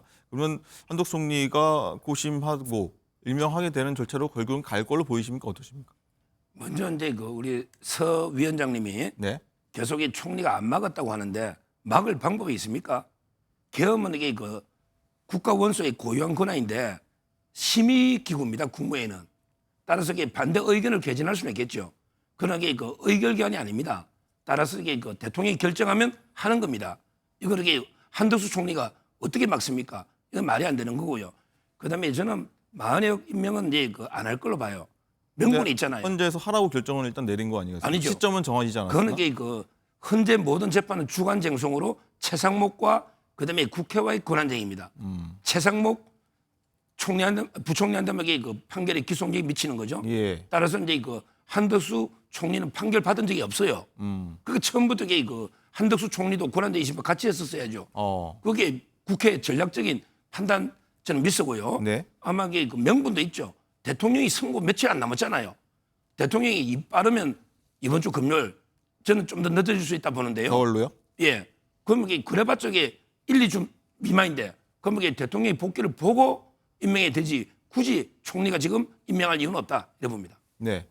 소 의원님, 일단은 그럼 마은혁 재판관 임명은 다시 원점이 되는 것 같아요. 말씀만 들어보면 무효가 헌재에서 내린 결정이 무효가 됐기 때문에. 저는 말씀드린 그 기준이 동일하면 상관없습니다. 그러면 최상목 대행도 헌재 결과는 제가 이제 판단했을 때는 한번 판결문을 꼼꼼히 확인해보고 법무부에 확인해서 이거 위법사인지 본인이 또 확인해서 하겠다는 게 지금 3주차잖아요. 네. 그런 논리라면 한덕수 총리 대행도 지금 기각이 되었는데 본인이 최상목 대행이 판단했을 때는 이것이 제가 봤을 때는 기각이 아니고 인용 사유가 될 수 있을 것 같아서 한번 3주 뒤에까지는 제가 대통령 자리에 계속 앉겠습니다 했을 때는 그러면 누가 이 나라의 대행입니까? 그렇기 때문에 저는 헌재 결과는 수용해야 된다. 그래서 한덕수 관련해서도 기각, 대행은 한덕수고 그리고 마은혁 임명각도 즉시 임명해야 되는 것입니다. 그럼 또 다른 조치가 취해질 수 있습니까? 한덕수 총리가 임명을 안 한다고 하면은? 아니 조치를 저희들이 야당이 할 수 있는 게 없죠. 그러면 이제 헌재에서 만약에 정말 2주, 3주 또 미루잖아요. 그러면은 헌재에서도 특별하게 또 언급해 주시거나 또 만약에인데 이 부분에서 있을 때는 당연히 국민이나 민주당이 또 문제 제기를 굉장히 강력하게 하겠죠. 가령 네. 이 헌재의 판단을 받아봤기 때문에 다시 요구를 강하게 한다. 안 한 경우에는 탄핵 소추안을 재차할 가능성도 있는 겁니까? 그러니까 저는 이런 부분이 계속 정치의 사법화도 있겠지만 이 헌법의 결과에 승복해야 된다면서요. 그러면 국민의힘에서도 한덕수 대행 인정하고 있지 않습니까? 그럼 마은혁 임명관 또 즉시 임명하라고 하는 게 맞는 목소리잖아요. 알겠습니다. 네. 어쨌든 윤 대통령 탄핵 심판 선고하고도 연결될 수밖에 없기 때문에 이 부분으로 한번 얘기를 해볼 텐데, 자, 윤정 기자, 일단은 선고일이 안 잡히면서 아직 이번 주에 안 단다고 하면 4월로 넘어갈 가능성이 굉장히 높아가는 건데 금요일 얘기가 또 계속 나옵니다. 네, 그렇습니다. 금요일 얘기가 사실은 매주 나오는 것 예. 같아서 이번 주 금요일에는 선고가 나는 건지 그 부분에 대해서 아직 예단하기는 지금 어려운 상황입니다. 한덕수 총리의 사건의 경우에는 나흘 전이었죠. 지난 20일에 선고일을 공지했습니다. 그런데 윤석열 대통령에 대해서는 지금 이 순간까지도 선고일이 공지가 되지 않고 네. 있습니다. 보통 선고 2, 3일 전에 선고일을 공지한다는 점을 감안하면 지금 오늘 공지를 한다고 하더라도 이번 주 초는 지나서 빨라야 26일에서 28일에 선고가 가능한 상황입니다.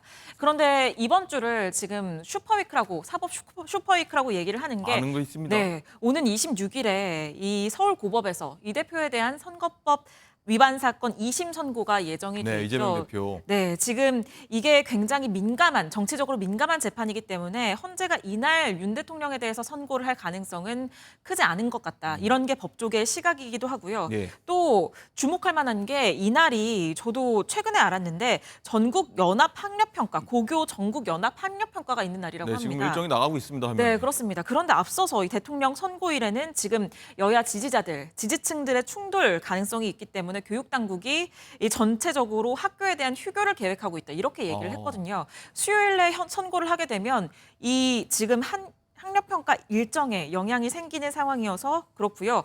그리고 27일은 매달 마지막 주 목요일에 진행하는 헌법소원 등 일반 헌법재판 정기 선고일입니다. 예. 그렇기 때문에 이 정기 선고일에 윤 대통령에 대한 탄핵 심판도 선고할 가능성이 좀 낮은 것 같다.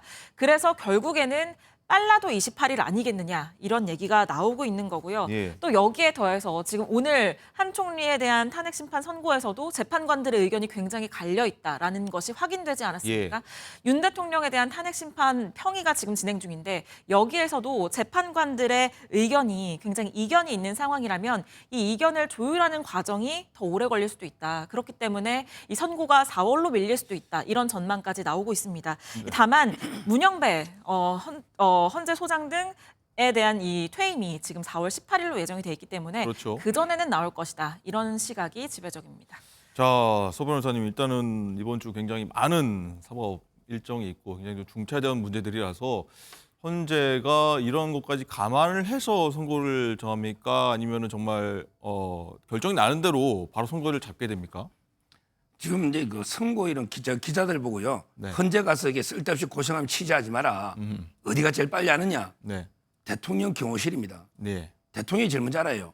왜 그러냐면 이게 경호 문제가 있기 때문에 한 3, 4일 전에 경호를 해야 됩니다. 헌재. 언제 통보를 헌재가 경호실에 통보를 한다. 예. 언제 잡혔다. 그다음에 하는 게 경찰이에요. 예. 왜냐하면 이게 한 2, 3일 전부터는 사람들에게 헌재를 섬으로 만들어 버려요. 100m 이내를 진공섬으로. 네. 따라서 이게 그 경호처가 제일 먼저 알고 그다음에 이 경찰이다. 그러고 나서 이게 당사자들은 한 2, 3일 전에 통지해 줄 겁니다. 따라서 제가 보기에 뭐 지금 며칠 내는 어렵고요. 그럼 말씀대로 이번 주는 거의 넘어가겠네요. 예, 이걸 이게 누가 결정하느냐?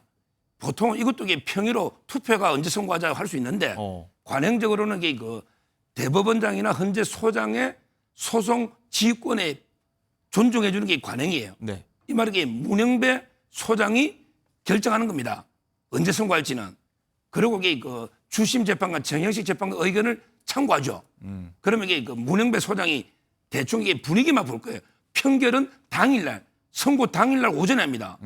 정확하게 몰라요. 그래서 이게 지금 5.5대 2.5다, 5대 3이다, 4대 4다.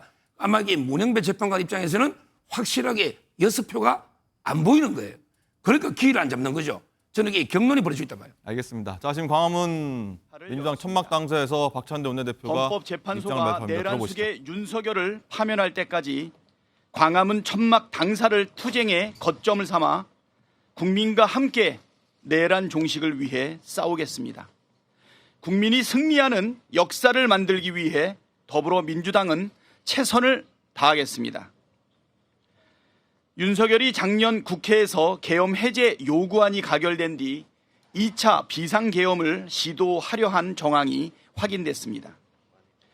윤석열이 12.3 비상계엄 해제 요구안 가결 뒤 국회의원부터 잡으라고 했는데 라며 김용현 전 국방부 장관을 질책하면서 비상계엄을 재선포하면 된다고 말한 사실이 방첩사 간부들의 증언으로 드러난 것입니다. 국회의 적법한 계엄 해제에도 따르지 않고 2차 계엄까지 시도하려 한 윤석열의 집착과 집요함이 성공했다면 대한민국이 어떤 상황을 맞았을지 끔찍합니다. 수천 명이 체포되고 수만 명이 피 흘리는 상황이 생겼을 것이고 대한민국 경제는 회생 불가 수준으로 폭망했을 것입니다. 윤석열의 직무복귀는 곧 대한민국을 테러가 난무하는 후진 독재국가로 만드는 길이라는 사실이 명확합니다. 나라를 파멸로 이끌 망상에 사로잡힌 헌법 파괴자 윤석열을 즉시 파면해야 합니다. 그 길이 국민이 살고 나라가 사는 길입니다. 헌법재판소가 헌법에 따라 해야 할 일을 제때 하길 바랍니다.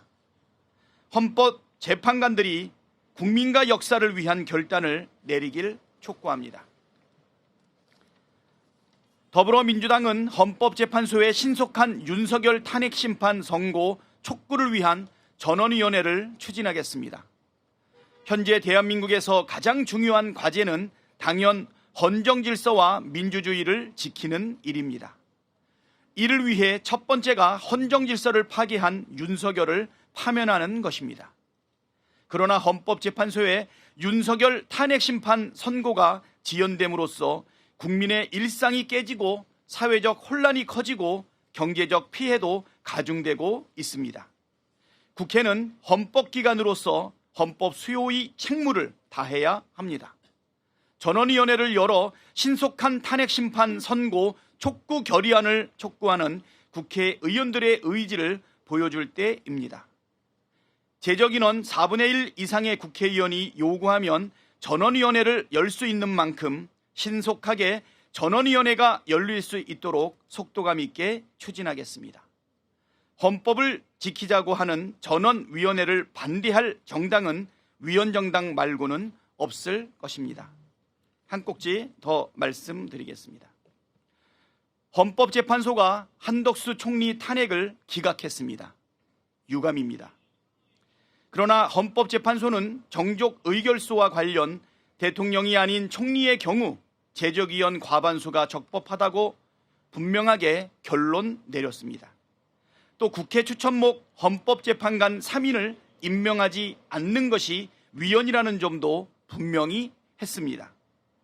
권한대행은 헌법 수호의 막중한 책무를 다해야 하는 자리입니다.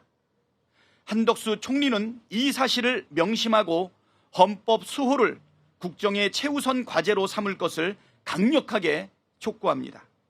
위헌 판단이 난 헌재 재판관 미임명 상태를 해소하고 법률에 따라 상설특검 추천 의뢰를 즉시하길 촉구합니다. 이제 내란숙의 윤석열만 남았습니다. 헌법재판소가 윤석열 탄핵심판 선고를 즉각 내려줄 것을 요청합니다. 오늘 바로 선고기일을 지정하고 내일 당장 선고를 내려주십시오. 재판관 만장일치 윤석열 파면으로 헌법재판소가 헌법 수호의 최고 기관임을 증명해 주시길 바랍니다. 이상입니다. 다음으로 김민석 최고위원의 발언이 있겠습니다. 전국 각지의 산불과 그 진화. 네, 박찬 원내대표가 광화문 천막당사에서 이번 한 총리 기각 관련한 입장을 냈는데, 자, 서 변호사님 보면은 전원위원회를 수집하겠다. 그래서 신속적인 파면 결의안을 좀 내겠다라고 하는 건데, 현재 아마 좀 압박용이나 어떤 의견을 제출하려는 걸로 보이는데, 이건 어떤 의도라고 보십니까? 아마 이게 어제 기자회견에 놓았는데요. 아마 신속한 선고를 촉구하는 결의안, 그렇게 결의안을 처리하는 기구로 전원위원회를 추진하겠다. 네. 그러기 추진하기 위해서 우원식 의장하고 협의를 하겠다. 아마 이게 국회에서 의원들에게 원칙은 다 모여가지고 빨리 선고해달라. 이걸 이렇게 압박하려는 것 같아요. 이런 게 바로 사법방해입니다. 이게 사법방해예요. 상군분리 국가에서 국회가 왜 예를 들어 법원한테 빨리 언제까지 선고해달라. 그러면 이게 국민의힘이 국회 회의를 소집해서 예. 이재명 대표 재판을 빨리 선고해달라. 이런 게 결의안을 채택하면 되겠습니까? 선고는 헌법재판소의 고유한 게 권한입니다. 평의가 물어있고 결론이 나야지 이게 선고하잖아요. 그냥 이게 무조건 선고를 빨리 해달라. 이거는 이게 명백한 압박이다. 이런 게 그 사법 방해를 중단해야 된다. 이렇게 보고요. 네. 지금 선고하면 기각이에요. 이게 다 정보가 새잖아요. 지금 한덕수 총리도 7대1로 기각된다고 셌잖아요, 정보가. 그럼 이게 지금 대통령 선고하면요. 좀 이게 최하 5대3, 심지어 4대4, 5대3은 이게 기각이라는 여러 데 소문이 나잖아요. 그런데 이 기각을 문영배 전 대행이 오히려 기각 안 하려고 미루고 있다 보는데 민주당이 빨리 선고해달라면 기각을 빨리 해달라. 이 말인데 자가당착이죠. 알겠습니다. 어떤 민주당 대응과 국힘 쪽 입장에서의 한번 논평 한번 들어봤고요.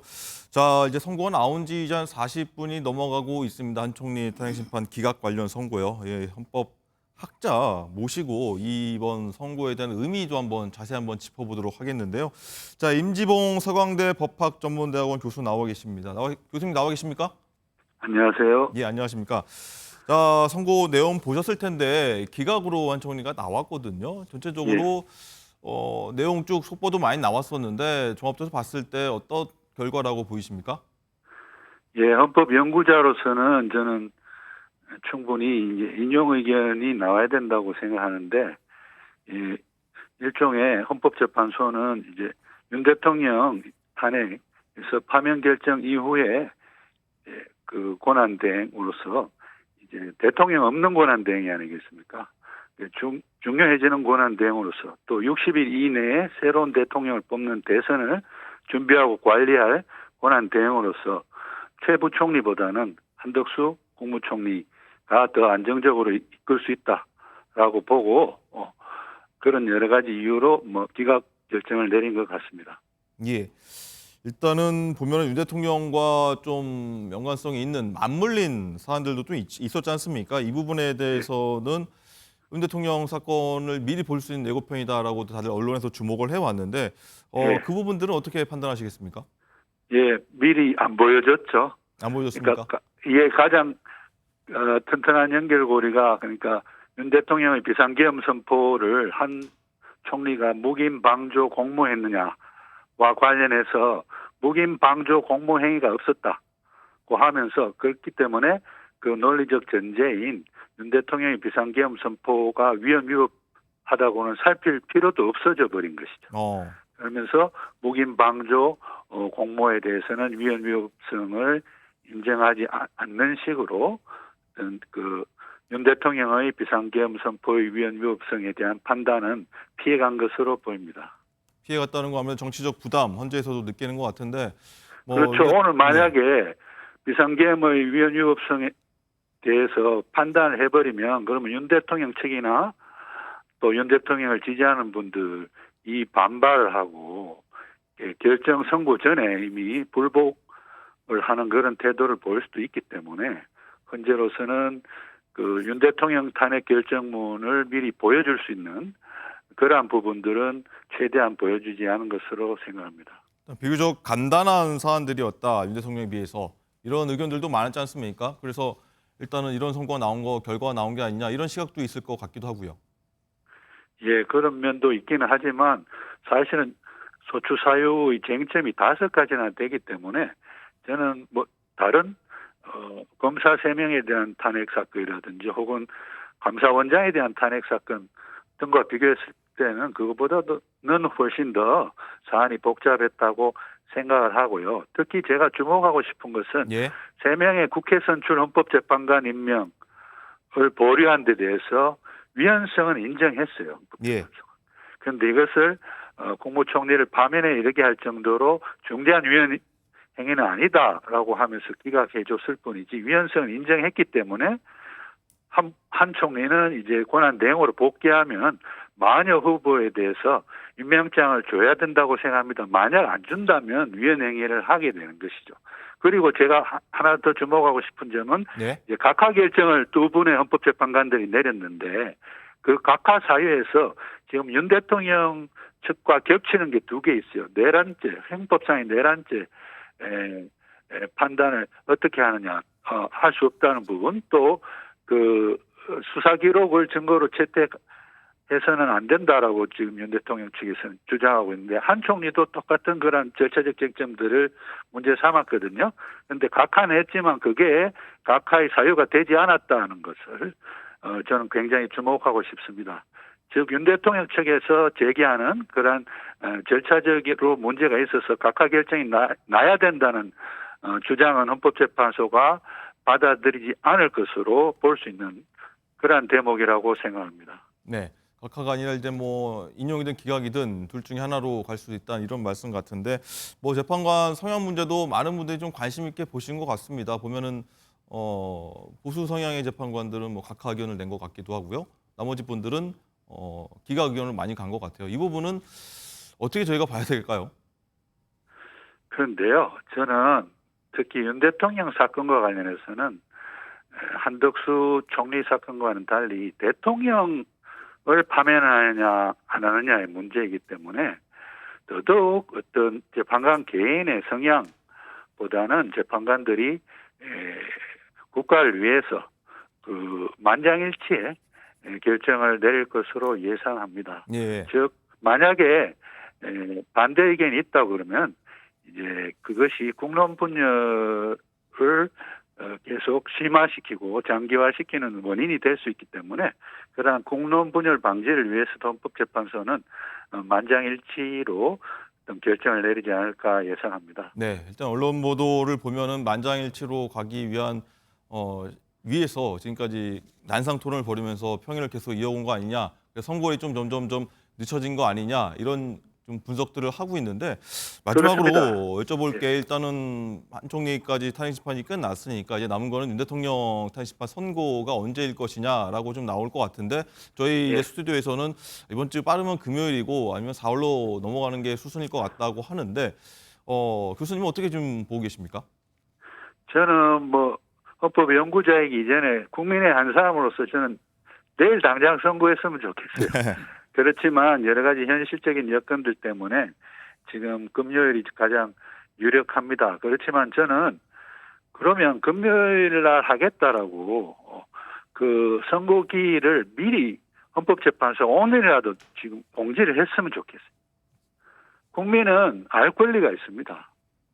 헌법재판소 재판관들에게 헌법재판권이라는 권력을 위임한 주권자인 국민은 그 윤 대통령 탄핵 사건과 같은 이러한 중요한 사건이 언제 선고될지에 대해서라도 미리 알 권리가 있는 것이고 또 하루하루가 고통스럽고 불안한 이 국민들을 위해서는 헌재가 그야말로 금요일까지 갈 것도 없이 당장 이제 탄핵 여부에 대한 결정을 선고해야 된다고 저는 생각합니다. 알겠습니다. 저 헌법학자인 임지봉 서강대 법학전문대학원 교수 말씀 들어봤습니다. 교수님 고맙습니다. 감사합니다. 예. 자, 한 총리 관련해서 이제 곧바로 87일 만에 한 총리가 직무에 곧바로 복귀를 했습니다. 저희가 조금 전에 출국지 문답을 살짝 들어봤는데 다시 한번 들어보고 얘기 이어가도록 하겠습니다. 그 헌법재판소의 현명한 결정에 감사드립니다. 그리고 무엇보다도 총리가 직무 정지 중인 그러한 그 국정을 최선을 다해서 이끌어 주신 최상목 권한대행과 국무위원들 한 분 한 분께 깊은 감사의 말씀을 드리겠습니다. 저는 우선 급한 일부터 추스려 나가도록 하겠습니다.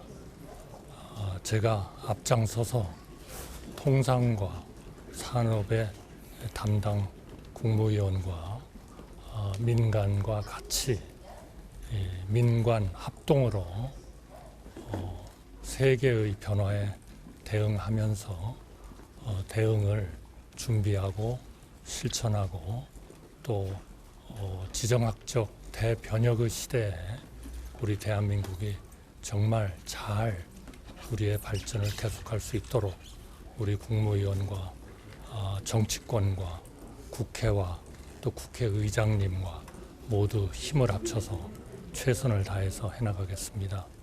오후에는 정말 큰 산불로 인해서 고통을 받고 계신 분들을 뵙고 또 특히 돌아가신 분들에 대해서 제가 직접 손으로 위로의 편지를 드렸습니다. 정말 가슴 아픈 일이고 그분들의 명복을 빌어 마지 않습니다. 우리 모든 국민들은 이제는 극렬히 대립하는 정치권에 대해서 그러지 말아야 된다는 목소리를 확실하게 내고 있다고 생각합니다. 이제는 좌우는 없다고 저는 생각합니다. 오로지 우리나라가 위로, 앞으로 발전하는 것이 정말 중요한 우리의 과제다. 저는 이것이 저의 마지막 항상 소임으로 생각하고 복귀와 함께 다시 그러한 그 헌법과 법률에 따라서 또 우리의 젊은 미래 세대와 우리 대한민국의 미래를 위해서 우리 국민들과 정치권과 언론과 또 시민단체와 기업과 정부 국무위원들 모두와 함께 최선을 다해 나가겠습니다. 감사합니다. 권한대행님 혹시 마은혁 재판관 임명 여부에 대해서는 혹시 이제 곧 또 뵙겠습니다. 네, 감사합니다. 네, 조금 전 한 총리의 출근길 입장 한번 들어봤고요. 자, 윤정 기자 일단은 보면은 윤 대통령도 2차 공판 주일 준비 기일이 조금 전에 있었고 곧바로 종료된 것 같습니다. 어떤 내용 나왔습니까? 네, 그렇습니다. 오늘 오전 10시부터 2차 공판 준비 기일이 있었습니다. 네. 내란죄 관련 형사 재판 공판 준비 기일이었는데 44분 만에 종료가 됐습니다. 앞서서 1차 공판 준비 기일에는 윤석열 대통령이 직접 출석을 했습니다. 하지만 오늘은 출석을 하지 않았고요. 공판 준비 기일은 정식 공판에 앞서서 심리 계획이나 이런 걸 정리하는 절차이기 때문에 피고인이 직접 출석할 의무는 없습니다. 이 44분 만에 끝났고 첫 공판은 다음 달 14일로 결정이 됐습니다. 그리고 이 첫 공판의 증인으로는 최상목 경제부총리와 그리고 조태열 외교부 장관이 증인으로 출석하는 것으로 지금 결정이 됐습니다. 네. 자, 서재현 의원님, 일단은 윤 대통령의 형사재판도 이제 다음 달이면 시작이 되고 될 텐데, 자, 민주당 입장에서는 많은 좀 압박을 좀 가할 것 같습니다. 이제 탄핵 심판은 거의 이제 끝 무렵이지만 가장 중요한 문제지만 현장 재판도 또 별도로 이어지는 거고요. 그렇죠. 압박이라고 할 수 있을 것 같아요. 지금은. 왜냐하면 지금 국민들이 굉장히 피해를 많이 보시거든요. 실질적으로 탄핵 관련해서 찬성 반대파 중에서도 좀 죄송스럽지만 목숨을 이렇게 잃으신 분들도 발생하시기도 하고 또 경제적으로 너무 이제 불확실성이 증대하니까 회식이라든지 가족 모임을 다 연기하고 있는 실정이거든요. 그래서 이런 부분은 이제는 민주당도 그렇고 국민의힘도 그렇고 대한민국 국민 모두가 헌재에서 이제 신속하게 재판해달라는 겁니다. 인용을 해도 되고 기각을 해도 되고 파면해도 여러 가지 상황 각하도 되는데 이것을 계속 미루다 보면 이게 불확실성을 넘어서 국가 신뢰 문제 다 떨어지는 것이거든요. 그래서 저희는 지금이라도 당장 해달라는 말씀을 드린다. 그리고 나서 파면이라고 저희들 주장하는 이유 자체는 12월 3일 날 저희 대한민국 국민들이 다 목도했지 않습니까? 그 다음날 증시를 열지 안 열지도 고민했었고 윤석열 대통령이 파면이 연기하니까 증시가 120조씩 증발하고 그리고 윤석열 대통령이 구속이 돼 보니까 증시가 다시 20, 30조씩 증가한단 말입니다. 그래서 이런 부분에 있어서는 헌재가 시간을 당연히 지금 한 100일 정도 지났지 않습니까? 그래서 다음 주 한 달 뒤에도 이 과정 자체나 변수가 더 이상 생길 수가 없기 때문에 저는 내일이라도 혹은 아무리 늦어도 이번 주 안으로는 재판 일정 모든 걸 다 맞춰주셨으면 하는 바람이죠. 네. 자, 민주당이 지금 화면 나가는 거 보면 광화문 앞에서 지금 최고위원회를 열고 있는데 지금 또 나가는 화면은 헌재 앞에서 국민의힘 의원들이 입장을 밝히고 있습니다. 윤상현 의원 얘기 한번 들어보시죠. 대통령의 체육 변론 지난 2월 25일 있었습니다. 이쯤이면은 한 달 가까이 내일이면 한 달입니다. 빨리 결정해야 됩니다. 지금까지도 평의에서 헌법재판관 내부에서 결론을 내리지 못하고 있습니다. 이쯤 되면은 빨리 기각 각하시켜야 됩니다. 기각 사유, 각하 사유 차고도 넘칩니다. 내란죄 혐의 입증하지 못했습니다. 탄핵 심판에서 주요 증인들 증언 상당히 오염됐습니다. 대통령이 파면당할 정도로 헌법과 법률 중대하게 위반하지 않았습니다. 기각 사유 명백합니다. 또 각하 사유도 명백합니다. 지난 12월 14일 국회 탄핵소추안에 있는 내란죄 삭제했습니다. 탄핵소추 사유의 동일성 원칙 어겼습니다. 그리고 헌재가 헌재법 스스로를 10차례 정도 위반했습니다. 이쯤 되면은 헌재 스스로 적법 절차의 원칙, 절차적 정의를 지키지 못했습니다. 절차의 흥결과 불법은 결과의 정당성을 담보할 수가 없습니다. 당연히 각하됩니다. 그래서 헌재 재판관 여러분께서 앞으로 4월 18일 문영배, 이미선 두 분 재판관이 사퇴 직전까지 이 사안을 끌고 갈 것이다라는 헛된 꿈을 버리고 빨리 이번 주 금요일이라도 기각 각하 결정을 내려주시기를 국민의 이름으로 당부드립니다. 이것이 대한민국의 이 국기문란을 빨리 정리하고 국정을 정상화시키고 헌재 사법 신뢰를 회복시키는 유일한 길임을 밝힙니다. 감사합니다.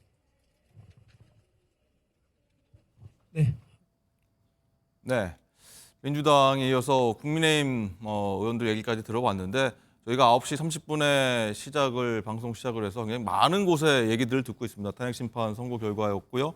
민주당 그리고 국민의힘 그리고 한 총리 출국기 문단까지 계속해서 듣고 있습니다. 전해드리고 있는데 자, 이재명 대표 얘기도 저희가 자연스럽게 넘어가야 될 것 같습니다. 이번 주가 사법 슈퍼위크다 저희가 모두의 설명을 드렸는데 자, 윤 기자 일단은 모레죠. 모레는 이재명 대표의 공직선거법 위반 2심 항소심 결과가 나오게 되는데 이 부분에 많은 분들이 주목하시는 것 같아요. 네, 그렇습니다. 이 지금 현재 민주당에서는 윤석열 대통령에 대한 탄핵 심판 선고를 바로 내일 25일 해야 한다고 얘기를 하고 있습니다. 네. 여기에 대해서는 이재명 대표에 대한 그 공직선거법 위반 2심 재판 결과가 나오는 것을 염두에 둔 것이다. 이런 해석이 지배적이거든요. 만약에 이재명 대표가 지금 지난해 11월에 1심에서는 징역 1년에 집행유예 2년을 선고받았습니다. 네. 피선거권이 10년 동안 박탈되고 의원직이 상실되는 형입니다. 그런데 검찰은 항소심에서도 지금 징역 2년을 구형한 상황이거든요. 만약에 2심에서도 벌금 100만 원 이상을 받게 되면 대통령 선거에 나올 수가 없는 피선거권 박탈 형에 처해지게 되는 겁니다. 물론 대법원 선고 확정 전까지 출마 자격이 없어지는 것은 아닙니다. 그런데 지금 민주당이 생각한 것보다는 윤석열 대통령에 대한 탄핵 심판 자체가 좀 늦게 나오고 있기 때문에 결과가 늦게 나오고 있기 때문에 항소심에서 만약에 이 피선거권 박탈형을 받고 그리고 윤 대통령에 대한 탄핵 심판 선고가 조금 더 지연이 된다고 늦어진다고 한다면 그럼 결국에는 실제 이 조기 대선이 치러진다고 하더라도 이 선거 전에 이 대법원 확정 판결이 날 가능성도 있는 것 아니냐 지금 이런 우려들이 나오고 있는 상황입니다. 네. 자, 서 변호사님, 일단은 이재명 대표의 2심 결과 같은 경우에는 1심 그대로 나오느냐, 뭐 혹은 벌금형인데 100만 원 이하로 나오느냐가 가장 쟁점이고 핵심일 것 같은데 전망하자면 아마 그대로 나올 거라 말씀하실 것 같은데 그런 뭐 이유는 뭐라고 어떻게 말씀하시겠습니까? 지금 이제 그 통계적으로 이제 그 무죄가 될 확률은 0.91%고요. 0.91입니까? 예. 그다음에 이거 형이 조금 깎이는 거는 한 40%예요. 네. 1심이 그대로 노는 게 60%입니다. 이건 통계고요. 네. 그런데 이재명 대표 항소심 재판을 면밀하게 분석해 보면 변한 게 없어요. 정인이 4명 나왔는데 그중에 2명은 의미 없는 양형 정인. 그리고 이제 그 공무원 1명하고 식품연구원 의미가 없어요. 제 말에 1심 이후에 새롭게 바뀐 게 없다. 그렇다면 이게 그 특별한 형을 깎아줄 이유는 없다. 저는 이렇게 보고 있고요. 그리고 이제 그 대법원은 원래 633이잖아요. 그런데 이재명 대표가 끌 수 있는 거는 27일. 예를 들어 이제 그 상고기한 7일. 그다음에 그 상고 이유서 제출기한 20일. 이게 다예요. 3심으로 넘어간다 하면 말씀하시는 건가요? 예. 그런데 보통은 이제 20일 이내에 기록을 넘기로 돼 있거든요. 그런데 법원에 의지가 있으면 횡단보도 하나 건너면 돼요. 근데 횡단보도 하나 건너서 선고되고 바로 기록을 대법원 넘기면 20일이 절감되잖아요. 그러고 나서 이제 그 대법원은 법률심이니까 저는 충분히 2달이면 넉넉하다. 넉넉하게 그 이재명 대표는 2심입니다. 3심제라고 착각하면 안 돼요. 우리나라는 그 사실 문제는 2심제고 네. 법률적인 문제만 최종심에서 3심제다. 한다. 이렇게 예. 말씀드립니다. 알겠습니다. 서재원 위원은 어떻게 보십니까? 일단은 민주당 입장에서 이재명 대표 입장에서는 벌금 100만 원 이하로 내려오는 선고가 필요할 텐데 여기는 좀 서 변호사님 말씀은 바뀐 게 없다고 말씀하시거든요. 그렇죠. 근데 이제 뭐 우리가 한 2년 전에 떠들썩했던 울산시장 선거 관련해서도 황우나 송철호 시장 관련해서 1심은 유죄인데 2심은 무죄로 바뀌었거든요. 그래서 죄가 없어진 건 아닙니다. 대법원까지 가봐야 되는 겁니다. 그렇듯이 2심 자체도 무죄가 나올 수도 있는 겁니다. 그러니까 무죄든 유죄든 나왔기 때문에 그것을 보고 헌재가 판단하면 안 된다는 것이고 그걸 연결할 필요도 없는 것이죠. 그래서 이런 부분에 대해서 우리가 이재명 대표에 대해 2차 관련해서 이제 그 헌재에 대해서 이것을 연결짓지 말라. 신속하게 해달라는 것인데 자꾸 국민의힘은 이 결과를 보는데 무죄가 나오면 어떡합니까? 그럼 무죄가 나오면 또 그 다음날 또 선고하게 되면 또 파장이 더 있는 것이잖아요. 그리고 4월 달로 넘어가게 되면 사실은 4월 2일 날 또 보궐선거가 있습니다. 네. 그러면 4월 2일 보궐선거 마치고 4월 4일 날 선고한다면 헌재가 정치적 판단할 수 있는 근거라고 오해든 공격을 받을 빌미가 있거든요. 그런 의미에서 저는 사실은 지난주가 최적이었고 늦어도 화요일, 정말 늦어도 금요일 날 해야 된다. 그런 말씀을 드리고 이재명 대표의 선거법 관련해서는 수요일 날 유죄든 무죄든 나오면 민주당이든 국민이든 대응을 할 테니 국민의힘이든 혹은 헌재에서든 그것과 별개로 신속하게 윤석열 대통령에 대해서 파면이든 기각이든 혹은 각하든 좀 결정을 내려달라는 말씀을 또 강조드립니다. 네, 서 변호사님 뭐 저희가 굉장히 많이 과거에 얘기했던 부분입니다만 2심 결과를 넣어놔서 만약에 조기 대선이 만약에 벌어진다고 하면은 2달 안에 대선 열리게 되는데 그걸 이재명 대표의 심판 결과에 따라서 출마 가능성도 분명히 있기 때문에 대법원이 먼저 언제 선고할 거다라고 좀 정리한 게 좀 필요하지 않냐 이런 의견도 있긴 하거든요. 그리고 대법원인데 그 원래는 재판 일정을요. 네. 1000명을 하는 게 그 맞죠? 엄청난데 그 혼란이 올 수가 있잖아요. 예를 들어 이게 후보 등록되고 나서 이게 그 대법원 선고 길이 잡히면 민주당은 이제 그 후보도 못 내는 이런 데 경우가 있을 수 있어요. 유권자들이 혼란스러울 수도 있으니까요. 아니 법적으로 후보 등록 후에 만약에 대법원 판결이 나오면 그러면 이게 그 이미 새로운 후보로 바꿀 수가 없어요. 이걸 이게 많이 지적하는 분이 많아요. 조홍천 의원이나 민주당에서도. 따라서 이제 이거 저는 대법원이 최대한 선거 전에 아마 이게 결론을 낸다 이렇게 그 발표하는 게 맞고요. 그다음에 또 하나 방법이 있어요. 대선을 이게 반드시 2달 내에 하는 건 아니에요. 그거는 국무회의를 거쳐서 한덕수 총리가 대선 날짜를 이렇게 지정을 해야 돼요. 그래서 아마 이게 벌써 만약에 그 이재명 대표 선고일이 잡혀 있다면 한덕수 총리가 좀 이게 유연하게 그 이재명 대표 재판 보고 네. 대선 치릅시다. 이렇게 날짜도 좀 재량이 있다. 원칙은 2달 내에 하지만 네.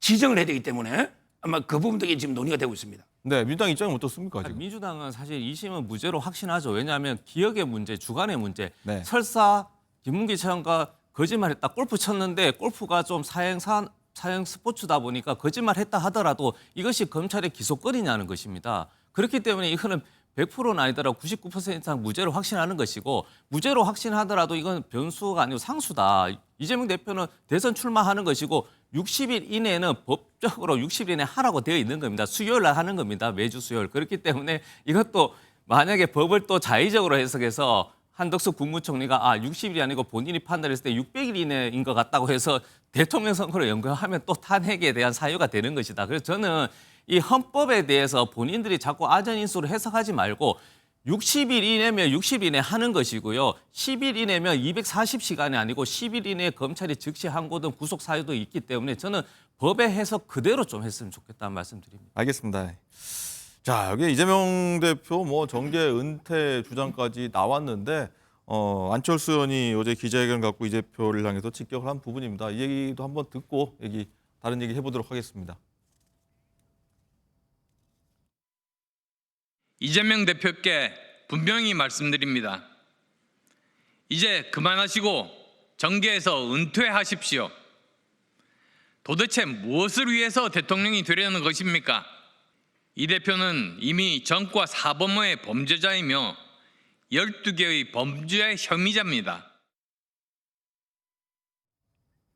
네, 이렇게 얘기를 했고요. 자, 속보도 계속해서 전해드리도록 하겠습니다. 한덕수 대통령 권한대행의 이 탄핵 기각 선고로 인해서 행정부는 다시 한번 권한대행 체제로 들어서게 됐죠. 자, 현장 취재 기자 연결해서 한 총리의 상황 한번 보도록 하겠습니다. 자, 김세희 기자, 한덕수 권한대행이 이제 복귀한 후 처음으로 내놓은 메시지가 뭐였을까요? 한덕수 대통령 권한대행은 기각 결정이 난 직후 10시 21분 바로 정부 서울청사로 출근했습니다. 탄핵 소추를 당한 지 87일 만입니다. 엄숙한 표정으로 나선 한 권한대행은 먼저 헌법재판소의 현명한 결정에 감사드린다고 말했습니다. 한 대행은 국민들이 극렬히 대립하는 정치권에 그러지 말아야 한다는 목소리를 확실히 내고 있다며 이제는 좌우가 없다고도 덧붙였습니다. 이어 통상과 산업의 담당 국무위원과 민간과 같이 민관 합동으로 세계의 변화에 대응하면서 대응을 준비하고 실천하겠다고 말했습니다. 한 대행은 앞으로 경제부총리가 매주 1회 진행해온 대외 경제 현안 간담회를 민간 전문가들도 참여하는 체제로 강화할 계획입니다. 다만 마은혁 헌법재판관 후보자의 임명 여부에 대한 취재진의 질문에는 곧 또 뵙겠다며 답을 피했습니다. 한 권한대행은 출근하자마자 경남 대형 산불 상황을 점검하러 중앙재난상황실을 방문했습니다. 지금까지 정부 서울청사에서 MBN 뉴스 김세희입니다. 네, 어쨌든 한동훈 총리의 복귀로 최근에 트럼프 대통령 취임, 미국 대통령 취임 이후에 어떤 국제 정세 불안감이랄지 경제도 굉장히 우리 경제가 엄중한 상황인데 해결되는 어떤 단초가 되길 많은 분들이 아마 바라고 있을 것 같고요.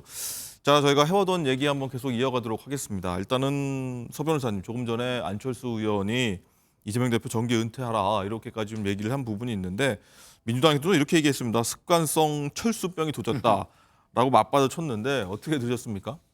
아마 이제 뭐 은퇴를 해서 은퇴할 이재명 대표가 아니라고 저는 보고요. 다만 이게 내일 모레요. 네. 선고가 되면 이게 예상되는 시나리오가 있어요. 제가 보기에. 예.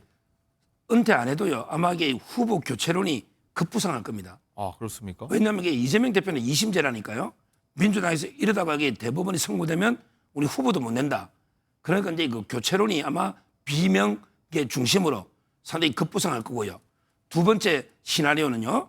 아마 이게 그 국민 지지율이 급전직하 급락할 겁니다. 국민들도 이게 이재명 대표인데 대법원에 못 놓을 텐데 지지율이 급락할 거고요. 네. 예. 알겠습니다. 이재명 대표가 민주당 최고위원회에서 얘기 10분의 1을 시작했습니다. 들어보시죠. 학살했습니다. 어른만 죽인 게 아니라 청년, 장년, 남자만 죽인 게 아니라 부녀자든 갓난아이든 심지어 임산부까지 무작위로 학살했습니다. 광주 5.18 당시 전두환의 계엄군들이 무슨 짓을 했는지 설명드리지 않아도 알 것입니다. 이번 12.3 계엄 사태에서도 최하 5천에서 10,000명을 죽이겠다는 그런 계획을 세웠고 죽이는 방법조차 폭사, 독사 또는 사살 온갖 방법들이 강구됐습니다. 다시 또 계엄이 시작될 수도 있는 이런 엄중한 상황에서 헌법재판소가 선고 기일을 계속 미루는 것을 도저히 납득하기 어렵습니다. 하루하루 1시간 또는 1분 1초 대한민국의 국제적 신뢰는 깨지고 있고 경제적 피해는 커지고 있고 자영업자들을 비롯한 우리 국민들의 삶도 망가지고 있습니다. 윤 대통령에 대한 탄핵안이 헌법재판소에 접수된 지 어제로 100일이 지났습니다. 이 사건이 그렇게 복잡합니까? 노무현 대통령, 박근혜 전 대통령에 대한 탄핵 사안도 이것보다 복잡하지 않았습니다. 이것보다 훨씬 더 복잡했습니다. 그런데도 90일 남짓 만에 다 선고했습니다. 그리고 심리 종결 후 11일, 13일 만에 다 선고했는데 웬일인지 이 명백한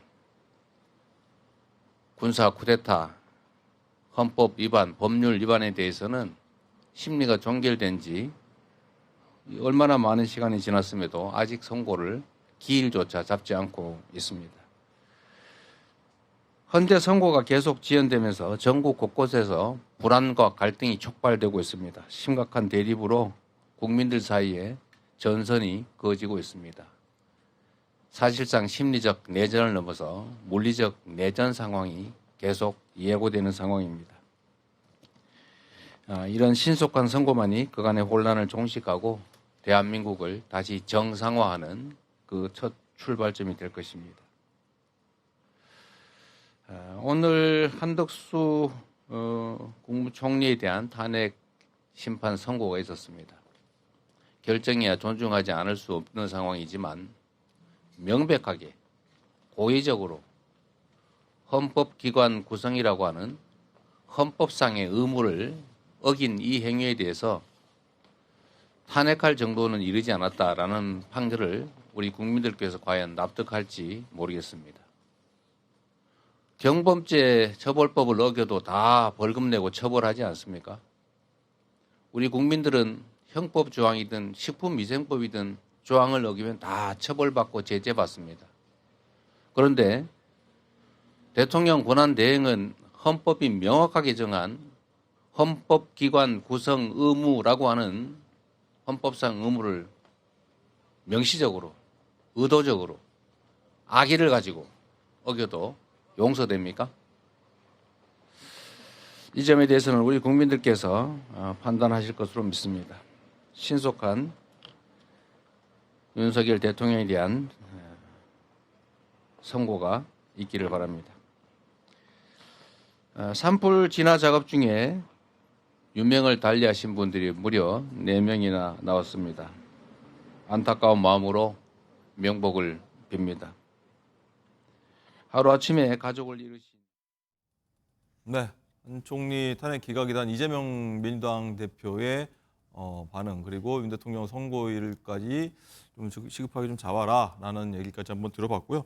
아까 서 변호사님 말씀 중에 좀 끊기긴 했는데 이재명 대표의 어떤 지금 논평을 어떻게 들으셨는지 또 하나 아까 말씀하셨던 야권 내 뭐 후보 교체론이 나올 수 있다 이 말씀 계속 이어가 보시죠. 예, 그러니까 이제 그 선고되고 나면 이제 후보 교체나 지지를 급락이 될 수 있다는 거 말씀드렸고요. 네. 저는 이번에 저 말씀 보면서 국민들을 너무 우습게 보고 무시하는 게 아닌가. 이번에 10,000명을 죽인다. 이걸 믿을 국민이 누가 있겠습니까? 처음에는 노상원 숫자 500명 뭐 수거한다고 이 괴담을 퍼뜨리더니 그다음에 그 추미애 의원은 시체 운반하는 3,000개 영연백을 뭐 준비했다. 이러더니 이전에 이게 10,000명이네요. 좀 있으면 이게 또 10만 명 죽인다. 좀 있으면 이게 100만 명 죽인다 이야기할 겁니다. 아니 계엄군 비무장으로 250명 가서 체포된 사람 하나 없잖아요. 차라리 이재명 대표 체포되고 한동훈 체포되고 의원식 체포됐으면 간단하죠.